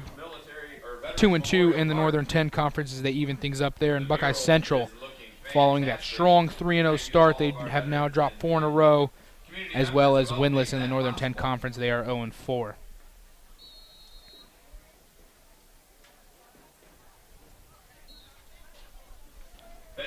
That's going to do it. Wynford comes into New Washington and takes down the Bucks 35-15. Stay tuned for end of game stats and analysis. You have been listening to the McDonald's Bucyrus and Gallion Game of the Week with Cameron Moone and Tim Birie, as well as live on the OH Report. Take a quick break here to gather our stats. We'll be right back. All right, Tanya, probably Tim pretty quickly.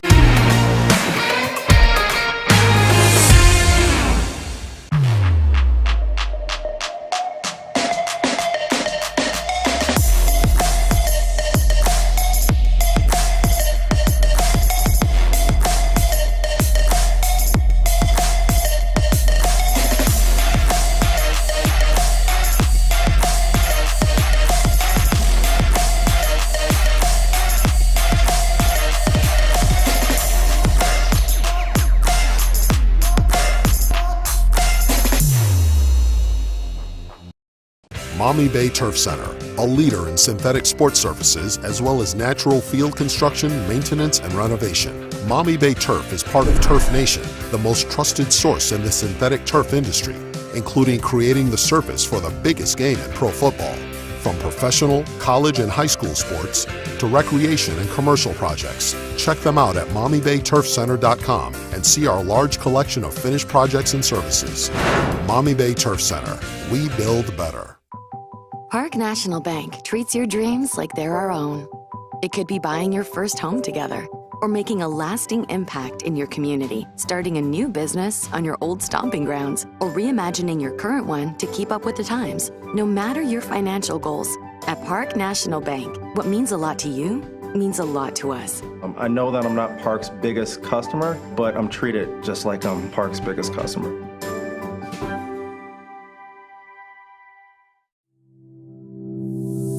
Hi, I'm Dr. Chris Ebert. This is my son, Dr. Cam Ebert.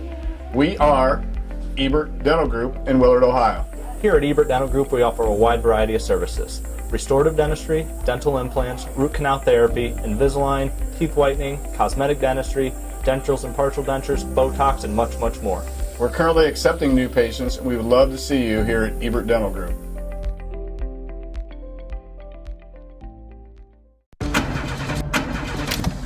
There's a blood shortage and we came up to Dead Lover's Point at midnight on Friday the 13th.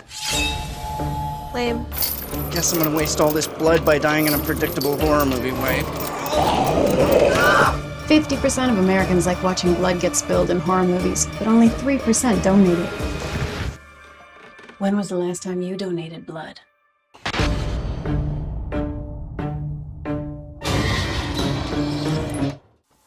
Take a look at all the action from Friday Night Football right here in North Central Ohio with great analysis, highlights, coach interviews, and so much more every single Friday night right here on the OH Report.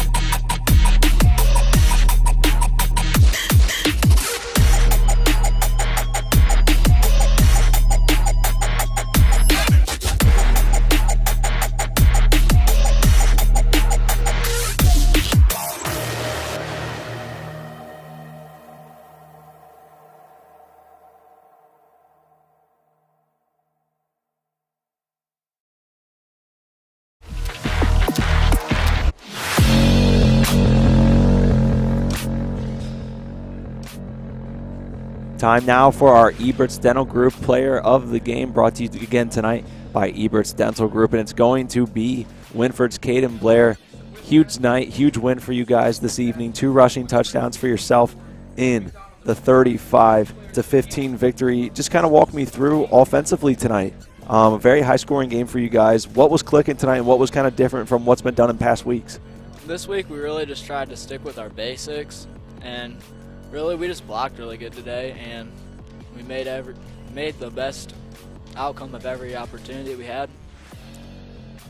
As a running back on this team, when you run that wing tee offense, how much do you rely on your offensive line and that stamina to kind of carry you throughout the game, first half to second half, all 4 quarters?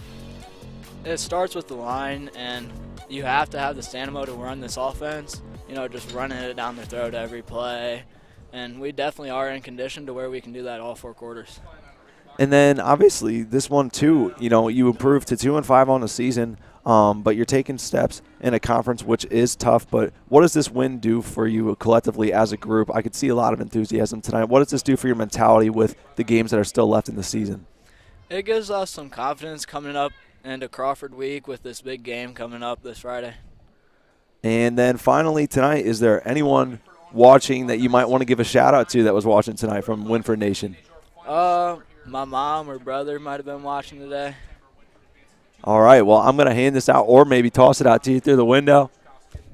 Oh. Hey, that's why, it's easier to carry that football. Oh, yeah. But, again, Caden Blair, our player of the game, brought to you tonight by Ebert's Dental Group. Enjoy the victory and enjoy the rest of your night. Thank you. All right, thanks. We will take one final break, and we'll be right back to break down the final stats.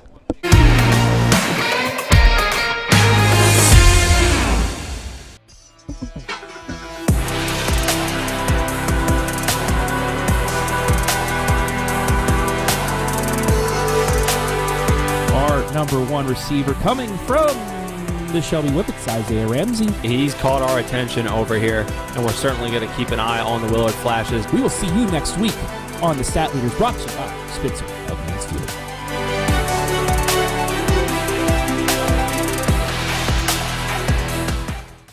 Maumee Bay Turf Center, a leader in synthetic sports services as well as natural field construction, maintenance, and renovation. Maumee Bay Turf is part of Turf Nation, the most trusted source in the synthetic turf industry, including creating the surface for the biggest game in pro football. From professional, college, and high school sports to recreation and commercial projects, check them out at MaumeeBayTurfCenter.com and see our large collection of finished projects and services. Maumee Bay Turf Center, we build better.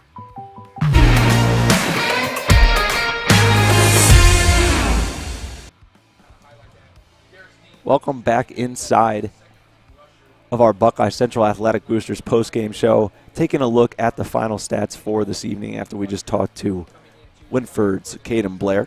14 first downs tonight for Wynford, 164 passing yards, 238 rushing yards for a grand total of 402 yards of offense on the evening. As you heard Cameron and Tim talk about tonight, huge explosion of offense for these Wynford Royals, and they've definitely been able to turn a page this week. Just 2 turnovers, 3 penalties for 25 yards. On the other side, Buckeye Central, 8 first downs, 238 yards through the air. Dean had a great night, but those negative 31 rushing yards obviously going to drag your total down to 207 on the night. No turnovers, though, if there's a bright side there for them. They do get that touchdown right at the end as well.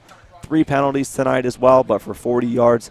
So Buckeye Central going to fall to 3-4, and they remain winless in the Northern 10 Conference. Wynford improves to 2-5 and picks up their second N10 win of the season. But want to take one final opportunity to thank everyone involved in our broadcast tonight. Would love to thank all of our sponsors, Buckeye Central Athletic Boosters. Good luck to all of our fall sports teams, athletes, and coaches from the Buckeye Central Athletic Boosters. Not victorious tonight, but we appreciate Buckeye Central Athletic Boosters, as always, allowing us to come do our job and be supportive of our broadcast. First Federal Community Bank, banking locally, just got a little easier. Ebert's Dental Group, our player of the game sponsor tonight. General dentistry for all ages and accepting new patients now. Call Ebert's at 419-935-2881 to schedule your appointment today. Scout Construction, our replay, first down, touchdown, and timeout sponsor. With more than a decade of business, you can trust Scout Construction with your roofing and siding needs. Call Scout Construction for more information, 419-989-7240. Park National Bank, where you mean more. And Maumee Bay Turf Center and Maumee Bay Turf. It's simple. We build better. Thank you again to all of our fans for tuning in tonight. Again, Wynford victorious 35-15. Coming up tonight at 11:30 p.m., the Friday Night Pigskin will be streaming live and free on our Facebook page and main YouTube channel, so tune in for a recap of this game amongst all other games that we covered tonight. 8 total games covered tonight by the OH Report. Tune in then to catch a glimpse at how all the action went down. We look forward to seeing you then. That will wrap things up here, though. From New Washington, want to thank Tim Birie and Cameron Moone of WBCO on the call tonight. Desmond, my camera operator out there. Adam Thompson for all the audio and video design. First Federal Community Bank. Scout Construction, our replay sponsor. Ebert's Dental Group, our MVP sponsor. Buckeye Central Athletic Boosters, again, our pregame, halftime, postgame. And then Ebert's, Park National Bank, and Maumee Bay Turf Center, our 3 commercial sponsors this evening. Would love to say thank you to all of you. Scout Construction, thank you as well. Want to give a huge thank you to Phil Loy in the athletic department here at Buckeye Central for accommodating us, getting everything ready, and allowing us to come out. And finally, I want to, of course, thank you, the fans, for tuning in. Thank you for joining us on both Facebook and YouTube tonight. And a final shout-out to everyone back at the OH Report: Brian Skoronski, Jory Hollenbeck, Adam Thompson, Storm Blunchley, Travis Berardi, Garrett Parlett. And a big shout-out to our very own Andy Jardy tonight as well. You've been watching high school football live and free on the OH Report, powered by BS Media Productions, the future of local sports. Thank you for tuning in, and we'll see you on the Friday Night Pigskin later tonight.